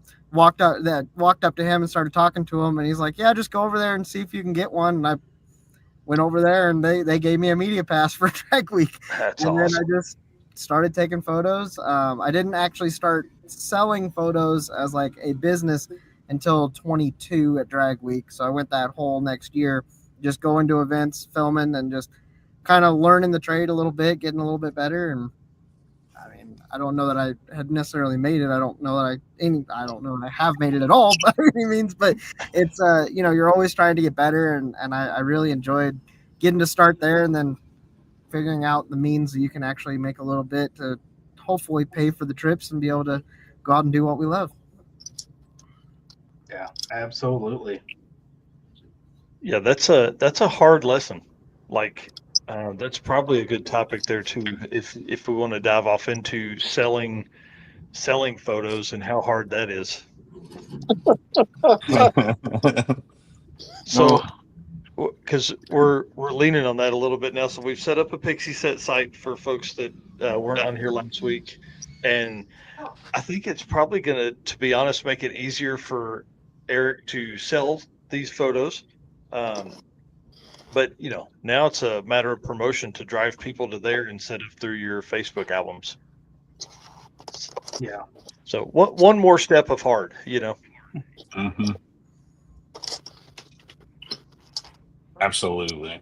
Yeah, selling photos it's a task. There's Yeah. really no easy way to do it. For me, I never really actually was like able to sell photos. I ended up having to sell my time, if that makes more sense. So like selling my designated time to focus on your trip versus, total event coverage was how I was able to make it as long as I did. Yeah. That's a great way to word that. Yeah. Yeah, because for a good while you offered packages, and that's kind of a Mhm. way a lot of folks do this. And Yep. man, I'll tell you from the aspect of someone racing, it's so hard to get good photos. I can't tell you how many times I'm going in to do like a piece of art, and Eric will tell you this too. If we don't have the photo or a good photographer doesn't have the photo that we can use, dude, good luck using somebody's Facebook page to get a photo of a car you can use on a flyer. The front bumper's cut off, the trailer's cut off halfway. Like, Yeah. it's brutal. It's Yeah. brutal. All right, so this will be. I think we probably know the answer to this, but do you guys prefer? Do you do more photography or videography? What's your go-to? I pretty much only do photography, very little videography. Maybe just some shots here and there for to show a little bit of where I am and what I'm doing and a little bit of that. I really hate editing, so video is not for me. Yeah, yeah, lots more edits on video. Absolutely.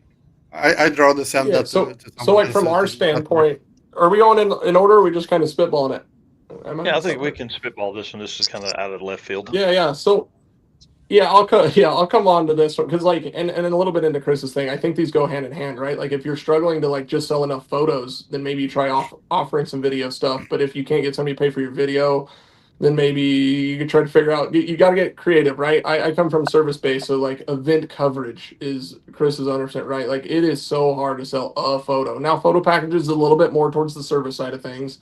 And then if you can get somebody with a good budget and you are their person for the week, that might be the best. But you're needle in a haystack to find somebody with enough budget to cover that or the whole event for you. So I think that's where how much are you doing it for the love of it and how much are you trying to make a living doing it, and then you got to get real creative on on the other side, unless you're the upper tier 001% of photographers that can charge a crazy amount of money for either being on site for a day or for unedited photo. You know, for our business, we go out and shoot stuff and we batch content to then utilize it on social media.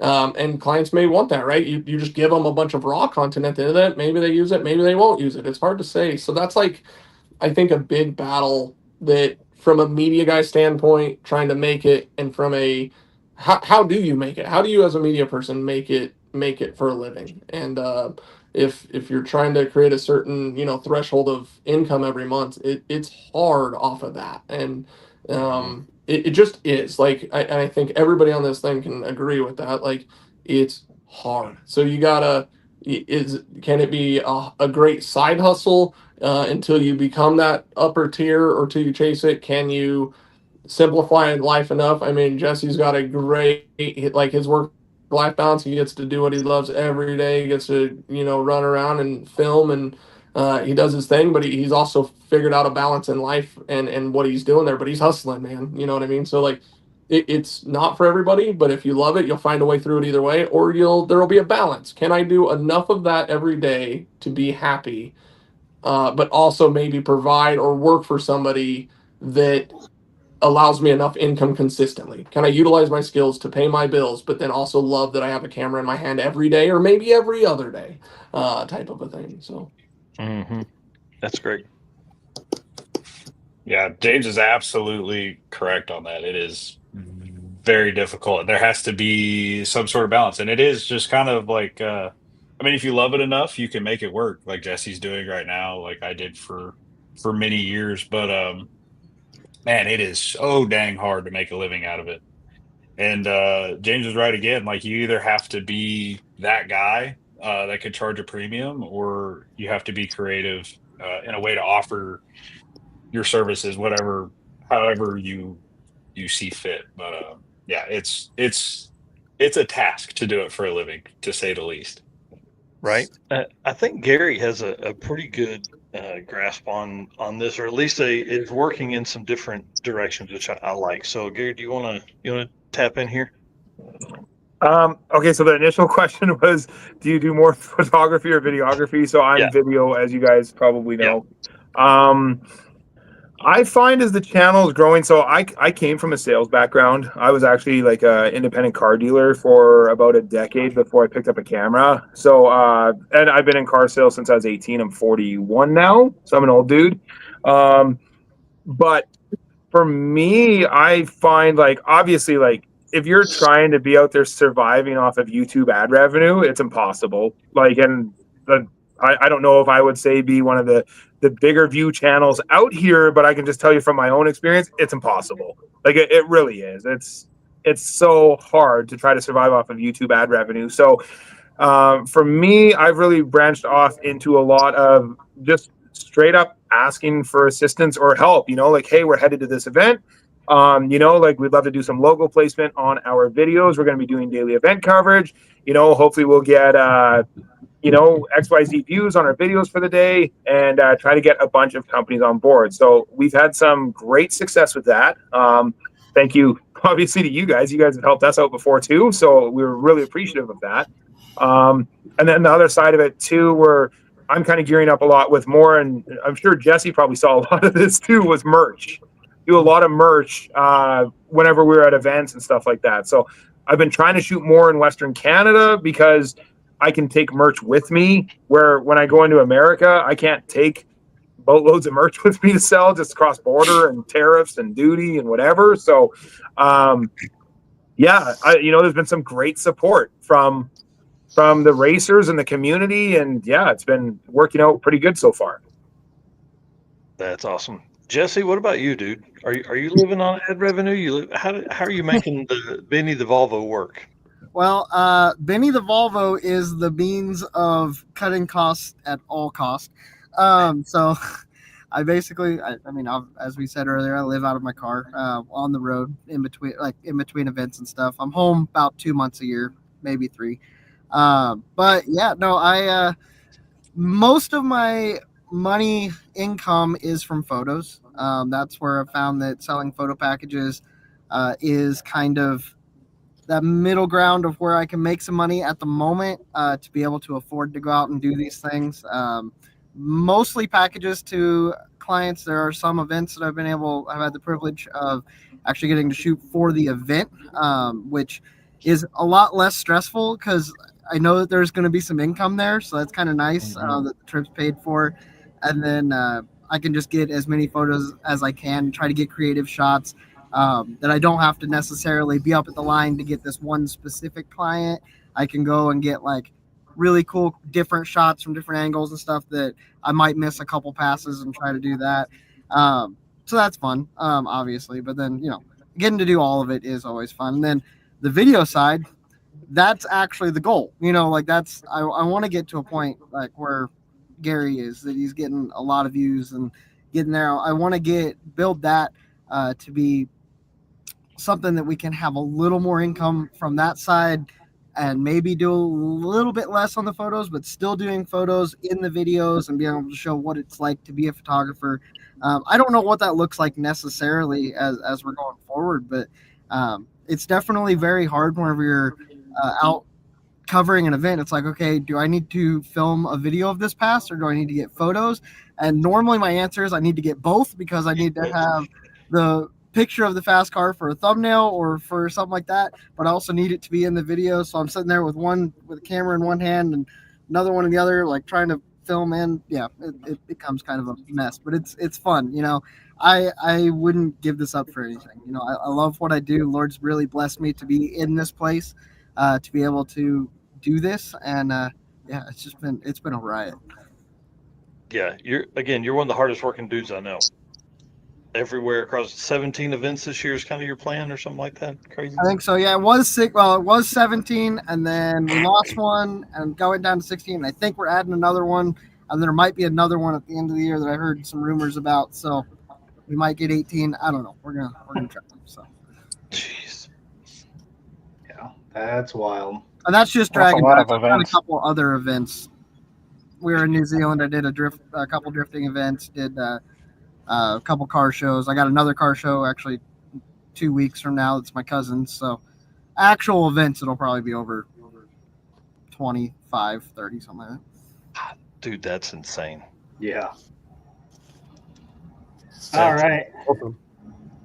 Well, kind of jumping on to the next topic here. When you are at the track, do you prefer to get photos or videos at the track or in the pits or on the road? Kind of what's your favorite out of those? Because I know everybody tries to do a little bit of each. I'm a pits. I'm mostly at the tracks because I don't have a driver's license, so I have a little bit of trouble. So I need to rely on everyone else. If I have the right people with me, I can do some on the roads also, but mostly at the tracks and in the pits. I would say for me, but I would like to do more outside of the track and follow some cars and do rollers and stuff like that. I mean in the photos for the technical part also. I mean, taking photos is not just pointing and shooting. You need to know what you're doing a little bit also. Yeah. Even though cameras have gone much better than they were before. Yeah. Yeah, absolutely. I know Chris Story likes rollers. Oh, I love rollers. They're my favorite. Yeah. Really, if it's illegal and you shouldn't be doing it, I'm down. No, I'm just kidding. I'm still looking for a minivan that you can open the side doors while driving. Yeah. Found just one hang yet, out the window. I Just need hang out one. the window. Yeah, that's what I've always I've done. tried that. Lost a couple of hats Yep. and some other stuff. Yep. But yeah, no, for me, it's definitely like the street stuff on Dragon Drive specifically. It's the street stuff, man. It's the memorable part for a lot of people is the drives. Racing's racing, but what happens on the road doesn't always happen, especially when you're driving around a like a race car on the street. You know, Mhm. there's so many unique opportunities for really cool photos, and then right in line with that is definitely the pits. Again, because racing's racing. Not a lot. I mean, there's a lot of cool stuff that happens on the track itself. However, for Dragon Drive specifically, all the special moments for the most part are in the pits and on the streets. So those are definitely my two favorite. The track is it's kind of like a checkbox for me for the most part. Like there's obviously some cool moments, people get excited, cool stuff happens on the racetrack itself. However, all the special moments, in my opinion, are on the street and in the pits. So that's where I like to spend a lot of my time is out there. Yeah, I'd agree with that. Yeah. We we love them all, everywhere, don't matter where, because what we do is we try to explain a story to someone that wasn't there. It's a good way to put it too. Yeah, there's nothing My quite like turn now. hanging out of a van, filming or shooting photos while you're doing probably above the speed limit, trying to chase these guys down. And then the other side of it's just, you know, for me, it's the burnout box because you get the best seat in the house to watch the racing. So That's true as well. Yeah, I think I'm with Chris. I think I'm with Chris on this one. Like, the rollers are a lot of fun hanging out the side of moving vehicles, shooting pics of cars rolling down the street, towing the trailers. Like, that's top tier. And I really like the pit stuff too, because I can catch pictures of people. You know, they may not know I'm taking their picture, and like you show moments behind the scenes that not everybody gets to see or witness. Yeah, I love the pit stuff. Yeah, I mean, 100% with Chris. Pits are big, streets. I love that. I love the Route 66 drive, and like I haven't been on like enough of the yeah. And Cassie's right. I mean, if it's not in a drag and drive perspective, the streets, I will skip half the racing to just go hang out at a route stop and wait. But yes, for other things, I love the wheelies. But I say I'm a big fan of the drag and drive burnouts. I'll say that. Just hanging out at that block party. I mean, everyone's there, and it's like a chain reaction. One burnout, everyone's doing burnouts, all that rollers. Big fan of the street stuff. Yeah, the street burnouts are definitely the best. They are so much fun. And not a little one. I mean, full send it down the whole road. Absolutely. And it's the best when you can shitbag your Dragon Drive friends into doing it just because you have a camera.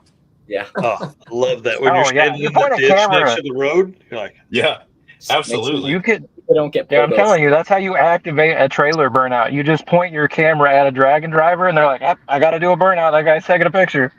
Absolutely. I'd say Jesse and I know about that all too well. So 2 years ago, or 2 or 3 years ago, we were together or whatever up in Canada, and one of the guys we were with had a trailer burnout sign, and we were just hanging out in the ditch trying to get video and stuff, and somebody called the cops on us, and they came over and accused us of like coercing people to do burnouts on the street and stunt drive down the road, and yeah, it was a lot of fun. Well, we were I also actually in got another cited for country. that in California. For starting street burnouts during Death Week. I got a ticket for it. nice. Whoa. Yeah, it was Sounds cool. like a real California thing. It was. Yeah, it was the second ticket I got that trip. We actually have a rule in Street Week here in Sweden. No burnout on the open roads during the That's Yeah. boring. So Wow. one year where there was one guy that parked his car in the garage, closed the doors, did a huge burnout in the garage, had to leave the car inside there and go walk out because he couldn't see anything, couldn't breathe. So that's how to do it also. And that's crazy. Yeah, that's no fun. That's no fun. Yeah, you guys definitely have some different rules over there. Yeah. I think that the police is looking a little bit to the other side a little bit, but Yeah, I'm not sure how long they can go on with this because of some of the cars coming out now. right? Yeah. All right. Oh. Go ahead. Go ahead. Okay. I was just going to answer the question that. Yeah, hit it. Yeah. So I kind of agree that I love being on the road. One of the things I said earlier was that I get very bored very quickly if I'm just shooting the same thing. So like, I'm not very good at just sitting out on the line or doing stuff like that. So having drag and drive and having all these different facets all day long going on, it keeps me very like I can squirrel out really good and I can keep being productive. So like that's really fun. But yeah, being out on the street is my favorite. I found a new way to do rollers by myself, so that's pretty gangster. And and then That sounds safe. I love being able to find good scenes. I love trying to incorporate landscape photography into our shooting of the events. So anytime that we're out somewhere that we have good scenery and I can either do a pan or do some just really cool shot with like the scenery behind and seeing the race cars come through it, those are my favorite. I mean, when I can incorporate that, and then added bonus if they do a burnout in that scene, money. Yeah, the shots you got at Big Sky, bro, man, wow, dude. Big Sky was wild. It's you literally don't even have to try up there. You just kind of pull your camera out and just start taking pictures, and it's just like, oh, this is cool. But then you start thinking about shots. You start thinking about the sky and like how the clouds are forming over the mountains and like where the sun. It just like you can start formulating good shots, and then the people up there are great too because you'll start talking to one of the racers and you're like, hey, I need you to park your car right here in the middle of the road, and they're like, okay, and you just get awesome pictures. So it's a lot of fun. For sure. Yeah, real quick, Rich Guido here says, thanks for all you guys do, making us all famous. Appreciate you, dudes. Dude. Big Rich. The man. I appreciate that guy. Thanks, Canadian Chuck Norris. Without the races, we wouldn't be anything. So absolutely. Yeah, I was gonna say without cool cars to take pictures of, we would just be people with cameras. So that'd be weird. I was geeked the first time I met that guy. He had such a lore around him from all the videos. I was like, damn, that's Canadian Chuck Norris. I'm gonna go say hi to him. And he's just the nicest guy ever. Yep. Mm-hmm. Absolutely. Yeah, I would not have expected that. You know what I mean? Like, and he just welcomes you in, big hugs. He's like, come on, and doesn't know a stranger. Dude, his car is immaculate too. Like that thing is so clean. Looks like a normal street runner, and it's fast as shit. And then you run up with them on the interstate, and they're running like slightly above the speed limit while you're trying to take rollers of them, and you're like, this is sketchy. Slightly above the speed limit is not how I would. Yeah, not how I would describe how fast they go. Yeah, it's fine. I'm just glad Vinny can keep up now, so that's good. Right? Yeah. Before, I don't know if it would have been safe for you to do that. Now with the V8, you're set, dude. Yeah, we're good. All right, we're going to hit one more question, and then we're going to do our next ad read. But what is the furthest that you have driven to get to an event? Does it have to be drive or fly? Oh, man. I'd say probably drive. Yeah. Oh, man. I think Chris has got us all beat because he went to Alaska. Yeah, but I didn't do much driving. Oh, yeah, that's fair. You were riding. Yeah, Phil did 99% of the driving. I have a good one in mind, though, I think. He was dodging the antelopes and all the animals and wildfires. Dude, the animals were crazy. Hey, do we count like a single trip? I would say. Like, how do we count this? Is it like from home? Is it one? Is it Jesse's one like still on the farthest trip. distance one way? Farthest distance one way? Is it from home to home? Then Jesse wins.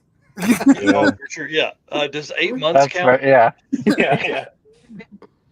I think the longest drive I did was probably Tucson, Arizona to Maryland for World Cup. And I had exactly 4 to 8 hours to get there. And that that was a trip. And that was I got one on the same run after the Alaska trip. So it was the Alaska race week, something else, and then I might have that backwards. I may have that backwards. But yeah, that was definitely the first trip that comes to mind aside from the Alaska trip. That was like the longest single, one-way trip was Tucson to Maryland for World Cup. That's crazy. That's all.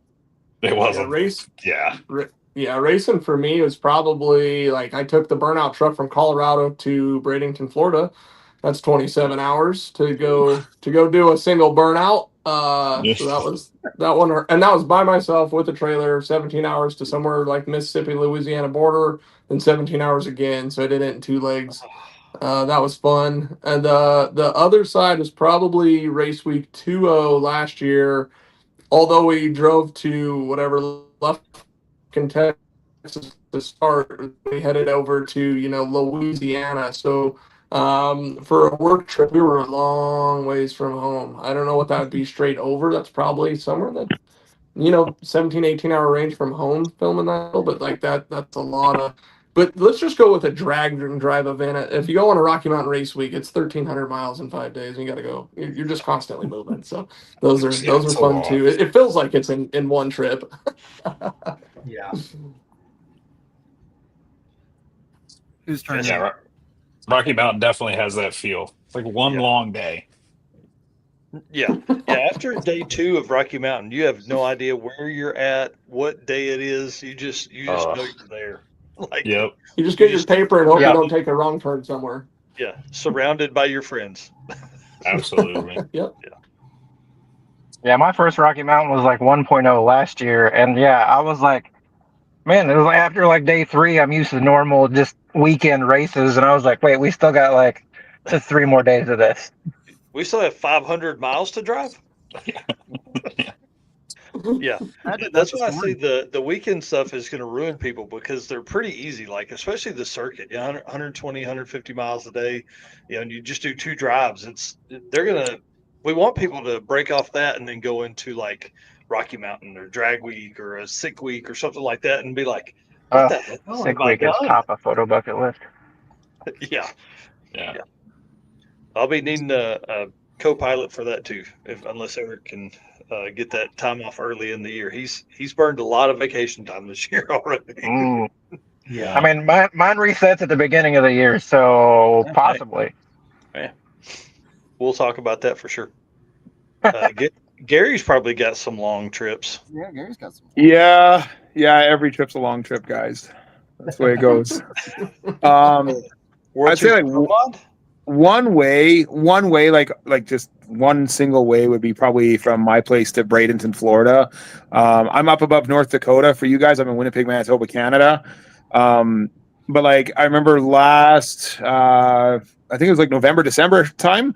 I left my house. I went to Vegas for Streetcar Super Nationals. Then the next weekend, I went to Texas for Truck Fest 2. And then I went to Snowbird Outlaw Nationals, and then I looped back and got PRI on the way home or whatever. But like that trip was what we call in kilometers was 10,000 kilometers, so it was about 6,000 miles in like Jeez. one swoop kind of thing. What do you But drive? literally so much epic stuff you did on that trip, right? Dude. Like, holy Oh, yeah. cow. Yeah. Like, could Yeah, you all line of up more all better the events to boxes like checked. go to in a row? Like, that's so sick. I think I talked with Jesse about this, but in the last year, I've put like 55,000 miles on my car, so like 80,000 Dang. kilometers roughly, 80 or 90,000 Wow. kilometers. Okay. Yeah. I have a little Jetta. That's what I drive. A 2020 Jetta. I bought it to be fuel efficient on the highway. Is it diesel? No, it's a little 1.4 liter turbo gas, but it still gets like 50 miles per okay. gallon. Yeah. So, Yeah, Use nice. that. Shoot. Sick. Man, yeah. I think longest one-way trip for me was Joplin to Valdosta, Georgia for what was that? Lights Out 5, and that was like 15 or 16 hours one way. Yeah, that's a trip, dude. I feel like every drive of Yeah. mine's 15 or 16 hours at least. He's like, that'll get me to the States. Yeah, literally. Yeah, right. Jesse? Oh, I gotta do that to get to the border. Bro, I don't know one way. Shoot. Jesse doesn't know what one way is. That's the Yeah, Yeah. no. One way was probably on this trip so far. I was down in Arkansas and then went up to Alberta, but I went and hit like 6 national parks along the way. So it kind of took me out of the way. It was 2,800 miles. But if we want to Jeez. count the entire trip, I'm at over 10,000 on this trip that I'm on currently. So like, Nice. and I still got another couple thousand. So Right. And you'll be stopping by the house for 2 days. So that that's that after another resets. that's after another 2,000 miles. Yeah. That just Like resets. I gotta drive another 500 tonight. So Man, that's great. All right. Well, that's a good segue into us moving on to the next segment. Eric? All right. Well, we're going to move into the Performabuilt segment, and then we're going to kind of talk more about what kind of gear everybody has, some editing, some tips, and stuff like that. But Performabuilt is our official transmission builder of Drag Drive Repeat. At Performabuilt Transmissions, the goal is to engineer and build the toughest transmissions on the planet. Performabuilt doesn't just rebuild transmissions, they systematically re-engineer each model to eliminate OEM flaws and to achieve the highest levels of performance. That is why they say their transmissions are not just built, they are Performabuilt. All right, and for the folks that are just coming in here, we're calling this show Media Mania. So we have tons of drag and drive professional photographers, videographers, YouTube channels, people that do this for a living every day on the show with us tonight. So let's jump in here. I want to know, what is your next event to attend? Which way are we going? Now you're at the bottom. Yeah, let's start with Jesse. King of the Open Road, Friday. Friday, dude, this weekend. Yeah, 2 days. Yep. Can we do an event for enjoyment, and then I'll tell you the next one after that. So, actually, tomorrow night we leave on the motorcycle for Sturgis. First little vacation we're going to take, and we're going to do motorcycle stuff. So I'll be doing 8 hours on a motorcycle tomorrow, which will be sick. Well, 4 maybe to Cheyenne, and then 4 the next day, if weather permits. The next Dragon Driver automotive main event that I know of is Rocky Mountain Race Weekend, which I will not have a camera filming everybody. I will be filming myself racing the event with my Camaro. So I am so stoked to put the camera down, make some videos for myself, and go race. So we did some testing last weekend. We went 5.0s in the 8th back to back, so that should be a solid 770 pass. So Outlaw Street, we're gonna go play. We're gonna go see what we can do here. So Outlaw Street, you're on notice. yeah, hopefully I need out. we're trying to go 750s each day, so let's but I need to get back. Honestly though, the car has like 40 drivable miles on it. I haven't had time to go like really dial in the street stuff, and I know it doesn't cool as well as I wish it would, so we might have to get creative on that drive on my own. So it's not like I've had 2 years to dial the car in for this thing, and I'm gonna work on it the last 2 weeks. But hey, it wouldn't be right if we weren't doing it that way. So yeah, the thrash is part of it. Dude, James. I was gonna say it's required for drag and drives, right? Like you wait till the last 2 weeks and then you rush and rush. Yeah, I've known about that event for a year. Why would have I been ready? I've been seeing a lot of bikes up here in Montana and Wyoming, so there's been a lot of cool rides up there. So you should have a good time at Sturgis, man. I'm so excited. It was 10 years. We went to the 75th. This is the 85th. So I'm just ready to go. Actually, when the phone doesn't ring and you're on a bike, or you can check out for a minute, that's today when we're all connected and the phone's dinging 4,000 times a day. Sometimes you just gotta put stuff down and go get out and try to check out for a little bit. Yeah. Daniel? Yeah, next event for me is on Saturday. We have a big cruising here in Stockholm, going on half a day, pretty much, until the police close to the main road. Just going about, taking pictures, talking to people, having fun. That's next thing I'm planning, and then I know there are some street racing going on soon that I probably will attend to. Yeah, what's the dates and addresses for those? Oh yeah, I can give you the address for the police house. Are you flying over for that one, Nards? Because if you are, can I be your stowaway, your carry-on? Carry-on? I would love to do Street Week Sweden. But I would say next Dragon Drive is probably Sick Week. Awesome. I was thinking about doing Six Smokies, but I don't have have an income right now or enough income so I can take off that much this year more. Yeah. So I mean, we'll see. 6 week Yeah. is what I'm aiming for right now. That's awesome.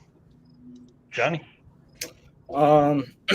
Next event, non Dragon Drive related this weekend is Hot Summer Nights at Mocan. So a lot of small tire stuff. Heads up, I believe.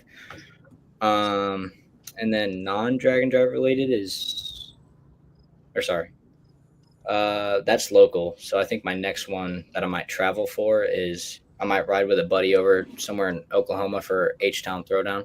So, like a legal street race. Yeah.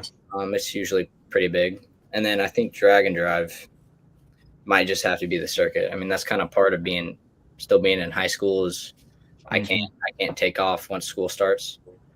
And then I mean, listen, so, in high school I barely passed, so don't go down my route. But yeah, you stay in school, do well, bud. Yeah, I mean, I'll try and see what I can throw on the schedule, but probably the circuit will be the next one. Sweet. Well, we should have dates on it here real soon. I'm trying to lock in the tracks right now with a date that'll work for both. So, Gary, what about you, dude? I might go hang out at my local track this weekend just for something to do. But after that, it would be August 13th, I think. We've got some stuff going on in Western Canada. So there's an event called Hot August Night that goes on at Rad Torque Raceway, which is like a Wednesday night of all things. It's like a jet car exhibition with like Pro Mod X275 cars.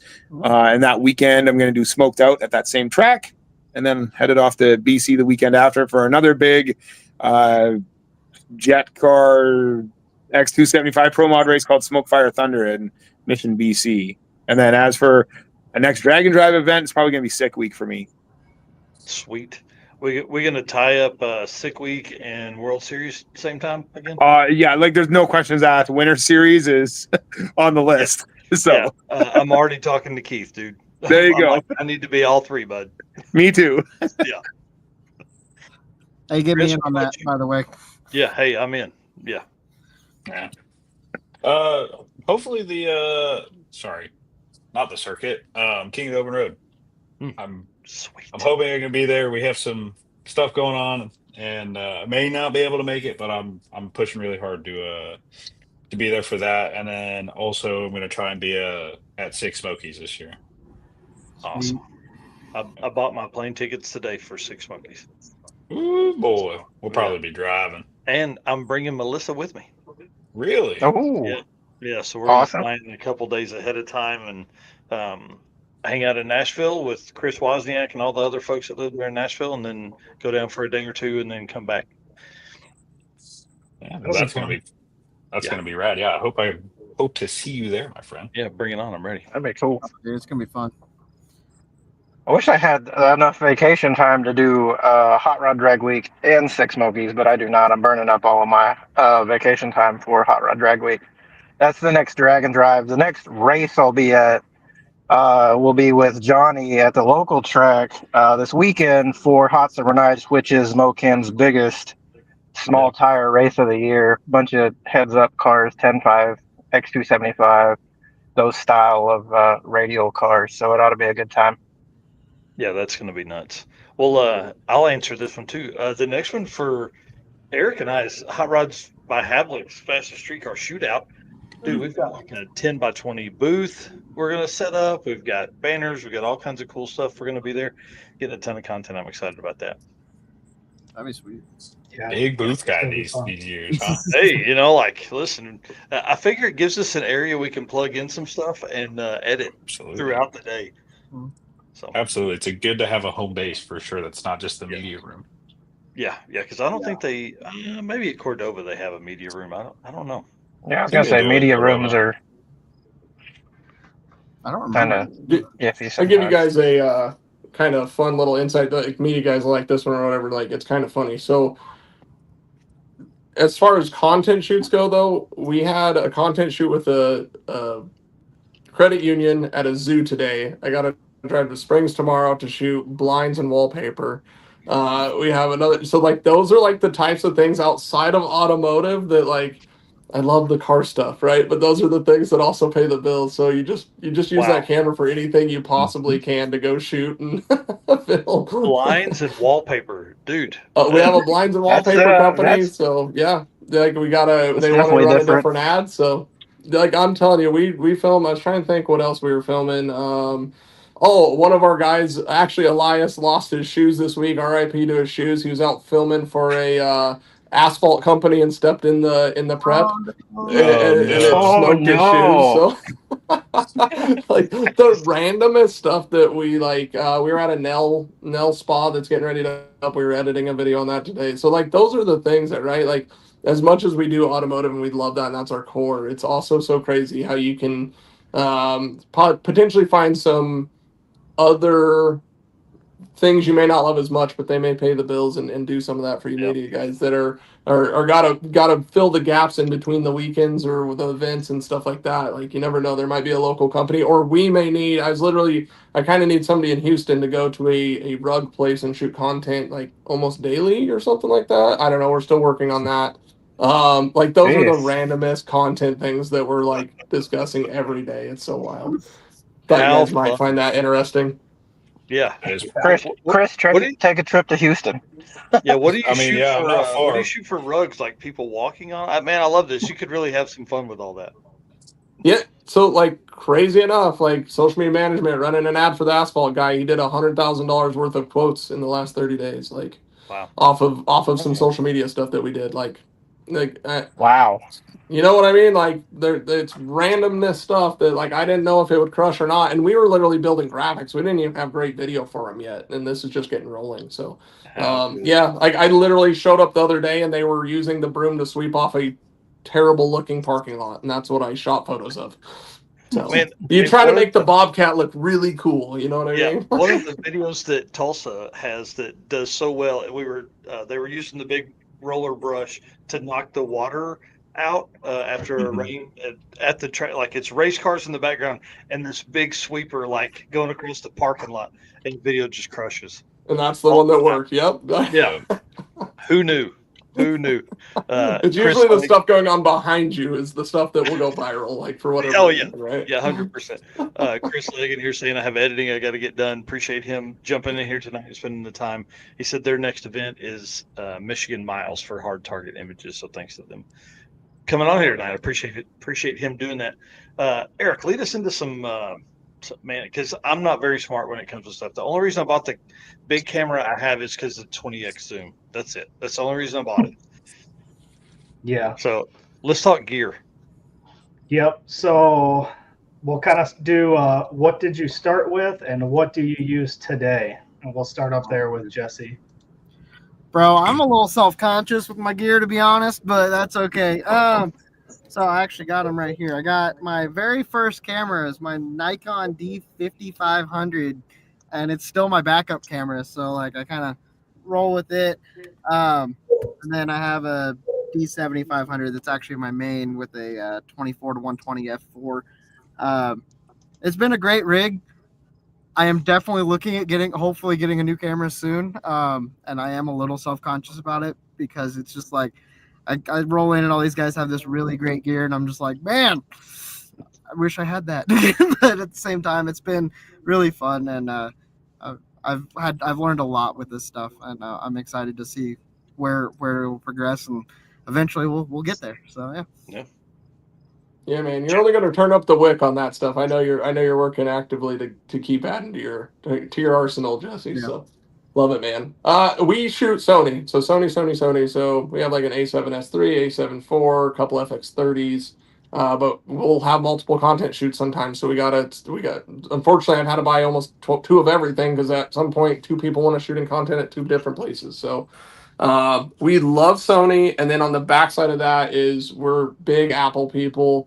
From the phone to the MacBook, because it's so easy to take a photo, drop it to your computer, take a quick video, drop it to your computer, airdrop it, edit it real quick, and get it out. So as fast as we try to be, anything that helps us transfer the content as fast as possible, and to like, if we're trying to do 14, 15 posts in a day, like it all counts, and we try to take the friction out of that. So lots of Sony stuff. Lenses are a huge thing. I learn about them every time. Every time I buy one, I hate spending the money on it, but dang, does it make a difference.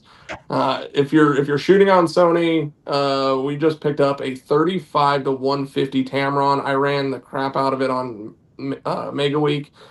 By far my favorite lens. Like, it's so versatile. I can film stuff on the starting line. And I can even get down track enough. I can do some panning. So it's, if you guys are looking for something like that, that crushed it. So yeah, that's pretty much what we run with here. That's awesome. It's good to know because Great I tip. use the Sony. So That lens is, man, it is a game changer. We've had all the whole Tamron 17, 28, 2870, 7200. That thing is, makes your life way easy. definitely have to check that out. For And sure. sorry, say that one more time. I'm typing it out right here.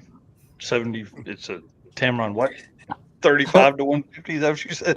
35 to 150, f2 to 2.8. So it is. That's really low f stop for that kind of focal length. It's gangster. It's good. It's $1,800 though. It's not a fun Yeah. purchase, but it also saves you from buying like 3 lenses. So it's actually probably a better Yeah. bang for the buck if you haven't already bought the other ones.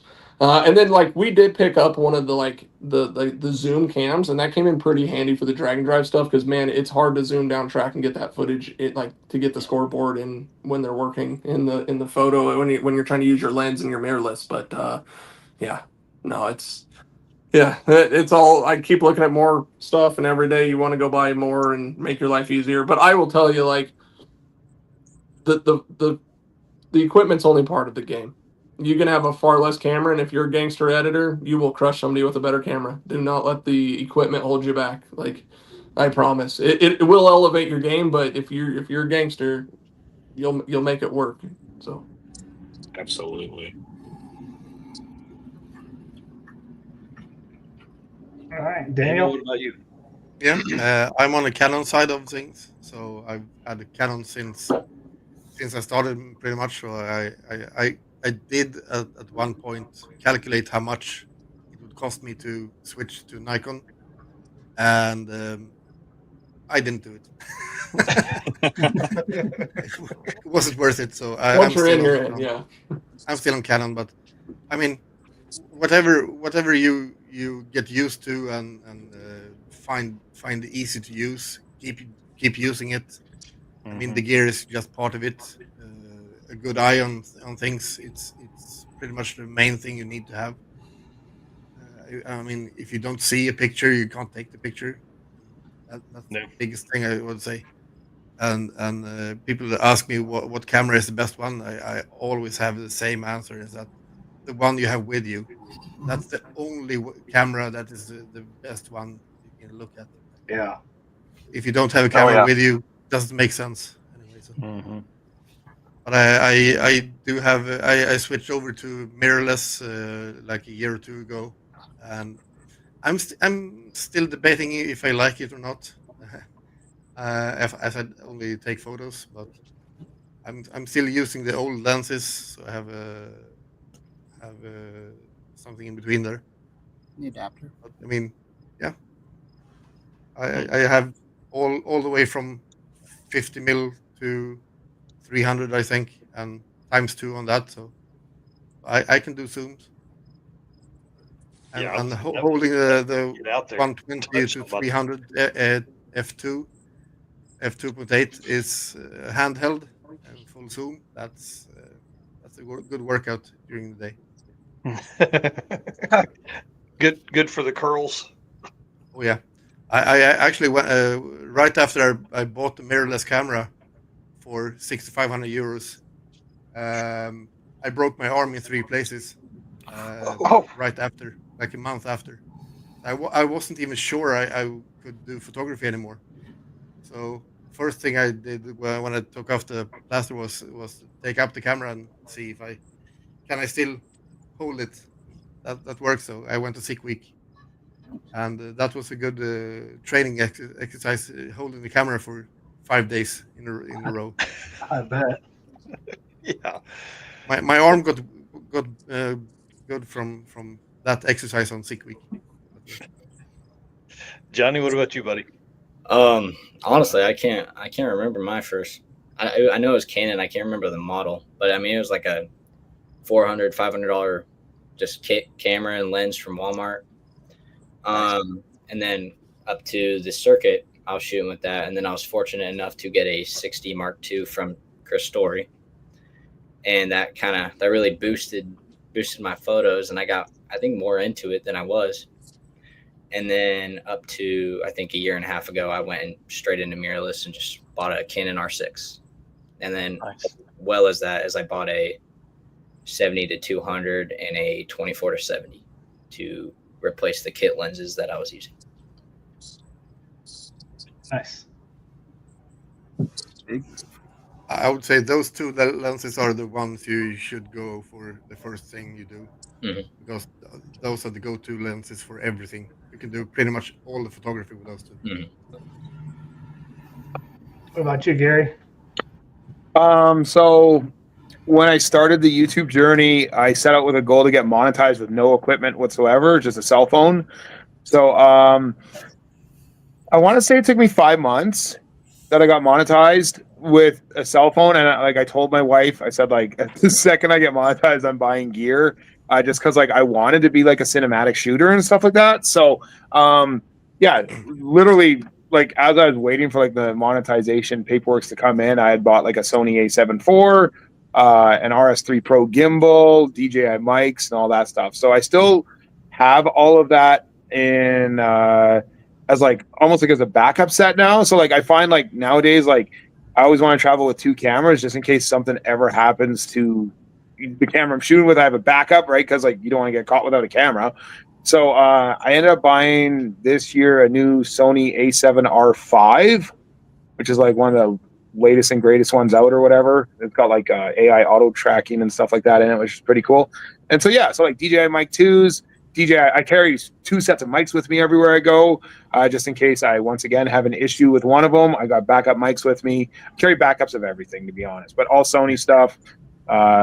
Sigma 24-70 2.8 lens. I have a Samyang 85 millimeter prime 1.4. Just all kinds of different stuff, really. Chris knows about bringing backup stuff. Well, like when you go to jump a wall. Listen, I ate shit 2 times ever. Both times were on camera. It was cool. Oh man, no, big Canon guy. Also, really fast, Gary. I want to say, I love your videos, dude. And I love the cinematic twist you do to them. So you killed it. Look, you did exactly what you wanted to do. The intros Gary does, over the top. Man. The whole video is great, but dude, I guarantee you spend 6 or 8 hours on the intro itself, on a 3-minute intro, and then another 20 hours on the video. Well, Man, yeah. Sorry, go ahead. I was gonna say probably another 30 or 40 hours on the video, but yeah, you're up there. Yeah. Well, I love that he makes a racer the commentator throughout the video. It's so man, it's a lot of fun to watch. Yeah. Back to answer the question, big huge Canon guy, big huge Canon nerd. I've shot Canon forever. I love the colors. I would trade Sony sharpness for Canon colors any day of the week, and we could fight about it after the show. But yeah, no, I have an old trusty dusty 5D Mark IV, which is my absolute favorite camera ever. And I don't know why. It's a dinosaur. I think it's just because it has a huge sensor, and everything you take, if you blow it up into a giant poster or whatever, it's just tack sharp everywhere, and it's slow. But I just love that camera. And then the other camera I run is a Canon R6. I don't love that camera very much, I'm going to be honest, but it gets the job done.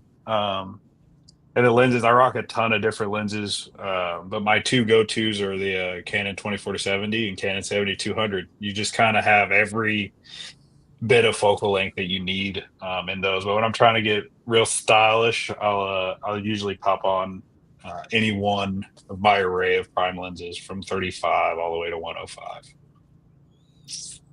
Hey, Chris, I have a quick question for you. Didn't you once run an R3? Did you have an R3 for a while? Yeah, for a bit. I like that camera. It was just it was expensive, and I liked living in my house more. If that makes any sense, I had to sell it to pay for rent, but Nice. it happens. It is what it is. I was just curious. I didn't know where those landed between like the R6 and R3, which one you preferred and that sort of thing. That was Oh, the R3 by far, and I actually had the chance to shoot on an R1 recently, and it was. I mean, that's the camera to buy if you have that kind of money to drop on a camera. It is ridiculous what that thing can do.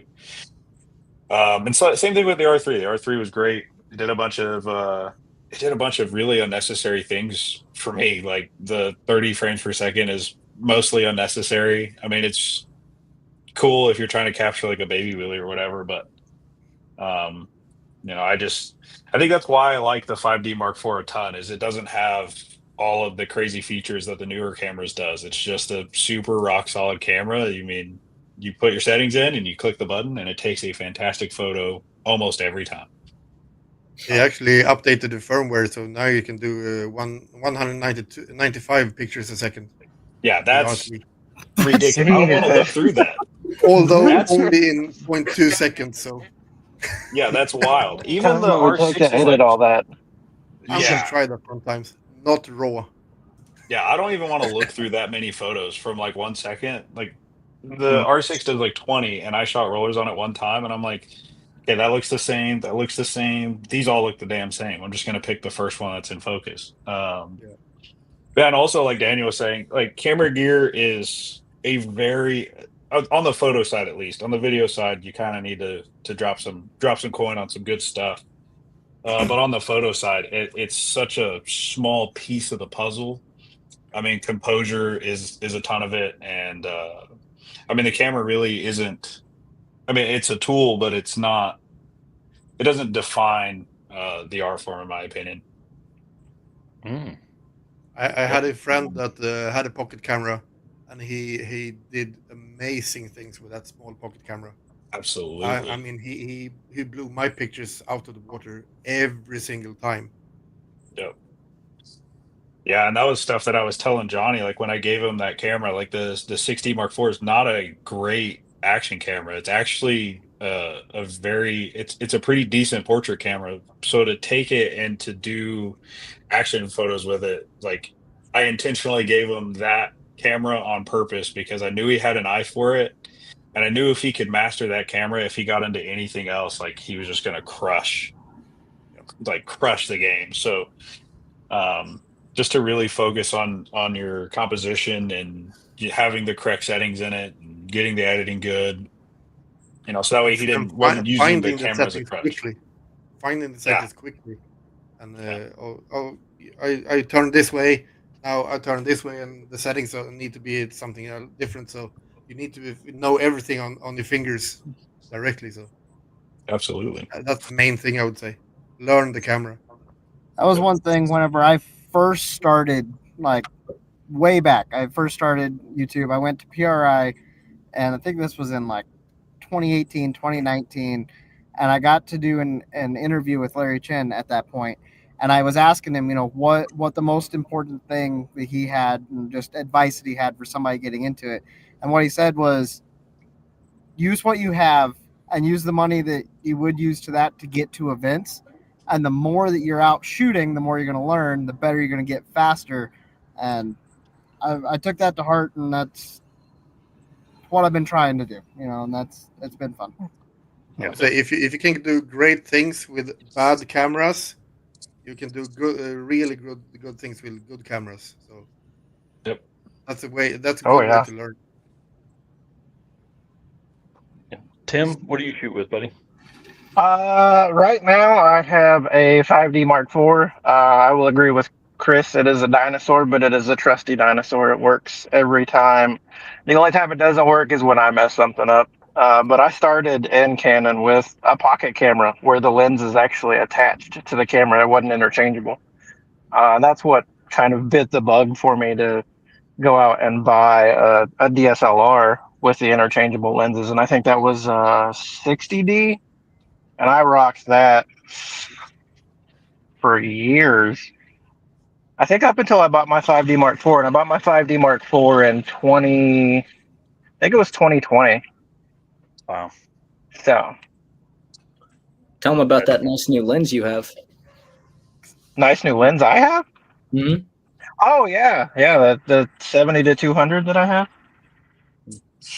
Because Yeah, I don't even want to talk about it. No, I did. I set my camera down, and the 70 to 200 that I had before was a Sigma 70 to 200, and I've legitimately had it for probably, I think I bought it in 2013.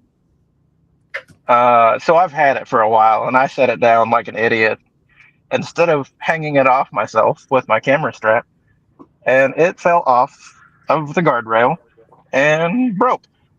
So I bought a Canon 70 to 200 Mark II, and I love the snot out of it. I wish I'd have bought Canon years ago when I bought that Sigma. The Canon's just a little bit quicker, but age. It's not the first time it had hit the ground, so like when it broke, I wasn't surprised. It sucks spending the money on a new lens, but it was a much needed upgrade for sure. So I use the 70 to 200 a lot. The kit 24 to 105. I love the snot out of it. I use it a bunch. And then occasionally it's actually right behind my head, sitting on top of my sub box, but it's a Sigma 60 to 600, and it's real fun on like the top end of things, the top end of tracks, getting the parachute shots and stuff like that. But it is a weighty beast. I bought it kind of off of a whim. Somebody was selling it used.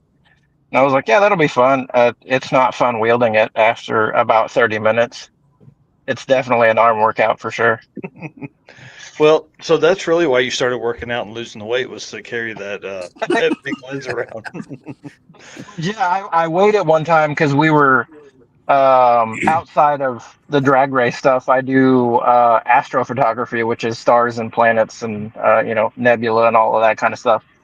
And we waited to see if it would, with my camera, come in under the weight limit of my buddy's Star Tracker, and it does not. It, with the camera and the battery grip, is something like 20 or 25 pounds. Like it's ridiculous, bro. Golly. Yeah, it's No wonder stupid. you're a hoss.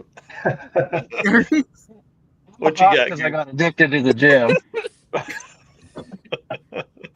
Sorry, I don't mean to interrupt or anything like that. I know, Michael, I don't know if you're wondering what we all use just for your own sake or like for your own knowledge. I just wanted to add in that for the sake of video with drag racing content, I honestly don't feel like there is the perfect fit for one said camera.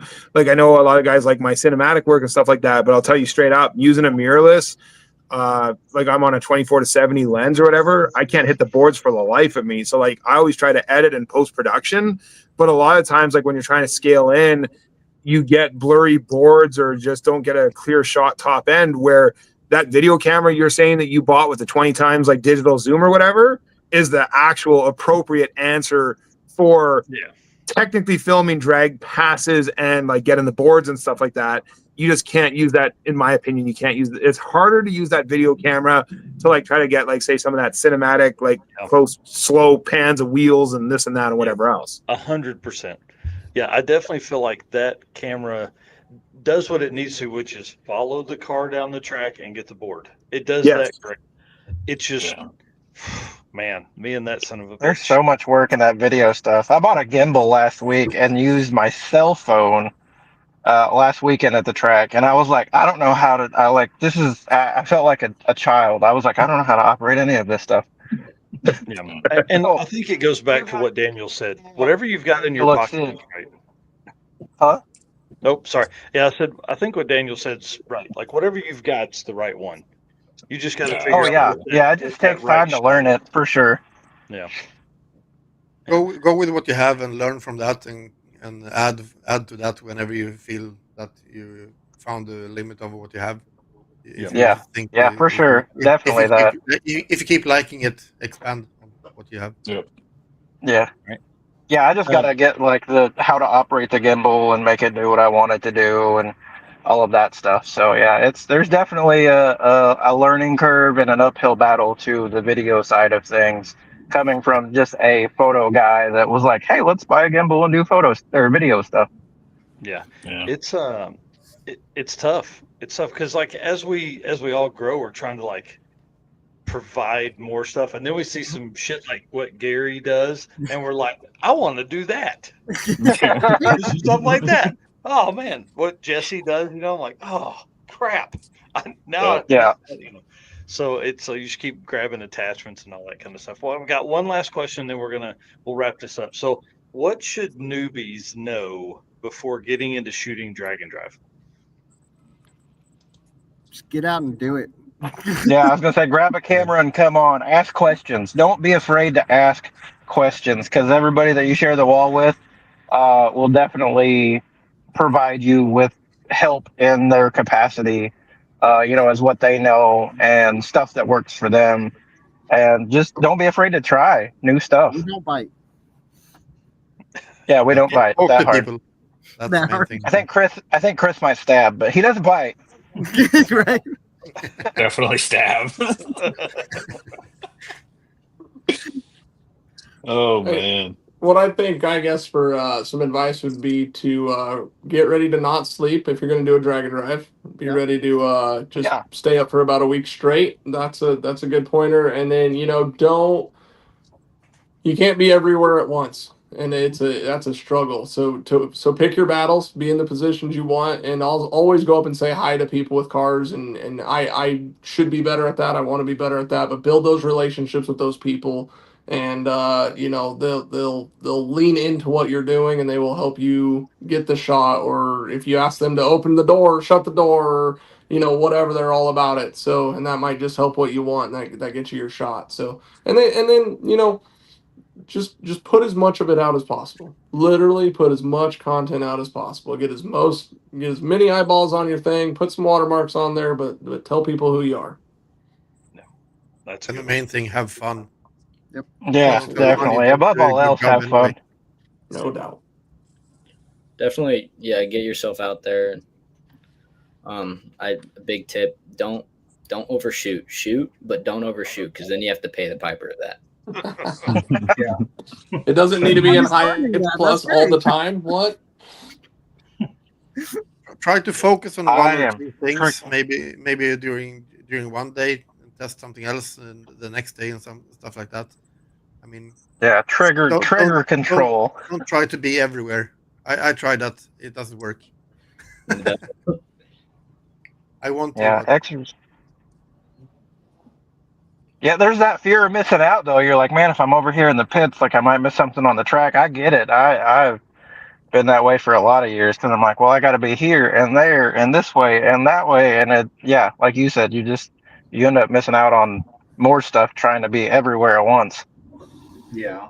I think my biggest thing is to say, like, don't feel like you have to be at the track the entire time, because if you wait around at the track to shoot until you finish racing, you ain't getting stuff on the street. So leave early from the track, get what you need to at the track, leave early, get out there on the road, and that's where you're going to enjoy it, because there's so many opportunities for different shots that not everybody else has, right? Like, everybody's going to have that shot of from the starting line or from the wall, shooting back at the starting line. That launch picture looks great. That's what everybody's expecting. But whenever you get out on the road, you can compose some really cool stuff, and you can get creative, and that's where you can start shining. Yeah, the also street if stuff you too. Like when you run into those situations where you can compose the shot, you're the only person taking that shot. When you're against the wall and there's six other guys there, six people have the same shot. So it's Exactly. whoever's going to get it up first. But if you have that one shot from the road that nobody else has, I think that's what makes it special about the definitely on the road stuff. And you get to put your flair, your expression of art into it, because you get to make that composition. You get to find that cool spot. You get to add Yeah. to it and subtract. You can do whatever you want there, and not everybody else is going to have it. Yeah. I would say if you're new to track photography or being on the track and being in the starting line or something like that, talk to the track people, see where they want you, tell them that you're there, so they know if something should happen. Yeah. So, I mean, they are only people also. It is a Oh, yeah. dangerous place to be. So Yeah, there's definitely a danger to it. So yeah, definitely get with the track officials. That way they know who you are, and you're not just like, hey, who's that random guy? Like, talk to people, build that relationship with the track people, and then you can, once you know the track people, then you can, kind of have fun. And once you have an understanding of like, this is not a good spot to be, or this is a great, like this produces great shots, then you can kind of have that freedom. But yeah, definitely get with the track people first, and let them know who you are, build that relationship, and then have fun from there. If you are in the braking area, taking the shoot photos, talk to the rescue people so they know that you are there. So Yeah. if I mean there will happen things also. So and goes sideways quickly. So Yeah, make things. sure you got an exit plan. Stay on your feet. Oh yeah. Yeah, don't be laying down on the big end. That's not a good option. No. Camera guy never dies, dude. What are you talking about? Yeah, it's fine. It's fine. Wasn't there All right. one last week or something? Most. As you starfish through the air like Patrick. Camera guy never dies. Yeah, sure. They He's do gonna be fall, hurt after that one. they fall while trying to jump walls, though. Take note of that. Stop. Yeah, don't jump over puddles either. I figured out the hard way that jumping over puddles and landing in wet grass is not fun. No. Yeah. Richard Thank God Brewer here. Johnny didn't have his camera in his hand, or there'd be photos on the internet of me busting my ass at the track. I got ones of you flipping me off, sleeping. I don't know what to add. Hey, whoa. Yeah, and Jesse got one of me eating. So like, I'll remember that, Jesse. Hopefully you're on drag week. I'll be looking for you. Dude. I'll be there. I'll be there. That's awesome. All right, y'all. We gotta cut this. Listen. Thank you all for coming tonight. You guys are awesome. Yeah, dude. We really appreciate this, spending the time out here. I mean, we've been on 2 hours. You guys got stuff to do. I'm sure edit videos and photos and get ready for your next trip and all that kind of stuff. So just wanted to say thanks again. So I'll run through everybody real quick. So Jesse Fox, 3G Video, make sure you guys are following them. James Shower at High Speed Media and Build Tune Race. Daniel Johansson, you find him on Facebook. Johnny Allen Media over here. We got Gary at that track channel. We got Chris Murray Photo. We got Tim over here with Go Fast Photography, wherever you're at over here. I'm still here. It's just kind of dark in the truck at the parking lot of the gym. So there's that. Yeah, people are inside watching you out there like, what's that guy doing? He left. He was supposed to leave 2 hours ago. Yeah, he left 2 hours ago. He's still sitting on the parking lot. Right. I still got to go in and finish my workout.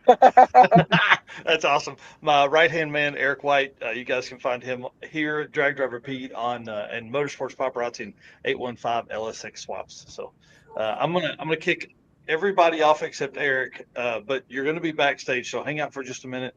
But we got to shut this show down. We appreciate you guys. I got the LSX swap keychain deal.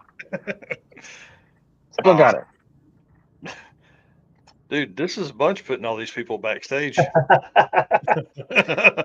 Need like an eject all button. Yeah, eject all seat, cuz. Y'all listen, thank you for hanging out tonight. I appreciate everybody doing this. It's been kind of cool to talk with these guys. I mean, these are like for real pros in the game. These guys been out here taking hundreds of thousands of shots and just continue to help learn, continue to help us push ourselves to the next level.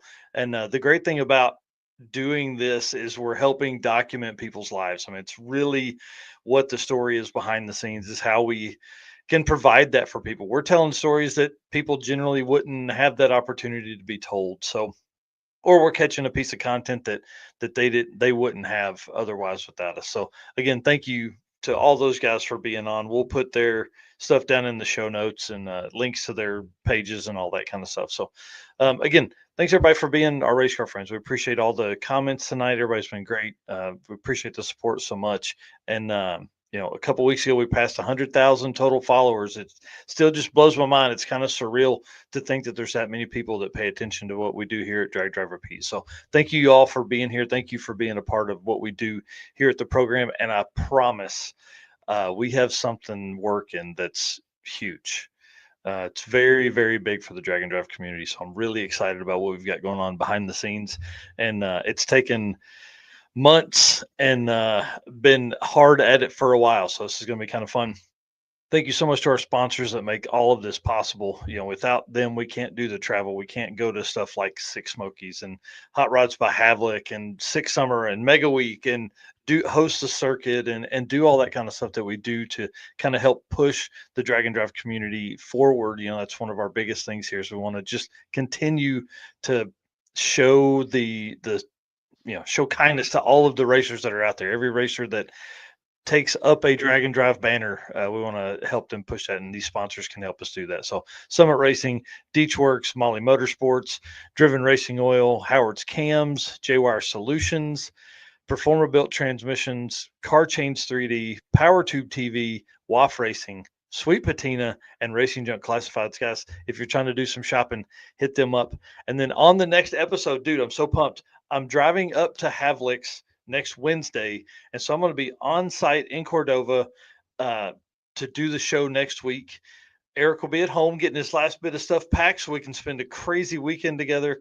I'm kind of excited about being on site. I talked to Jess Havlik today, making sure that they're going to be there that afternoon. He's like, "Oh, dude, we're getting here Tuesday to start setting everything up." So it's going to be nuts. We're going to have those guys in, and you better believe I'm going to be hitting up some of the other drag and drive racers that are in the parking lot on Wednesday to see if we can get them onto the show and just kind of have another, round table discussion of what this is, because I think it would be fun to have some folks from the early episodes or the early years of those, fastest street car reunion stuff or fastest street car shootout stuff come on and talk about those, and then how it grew into obviously what it is today.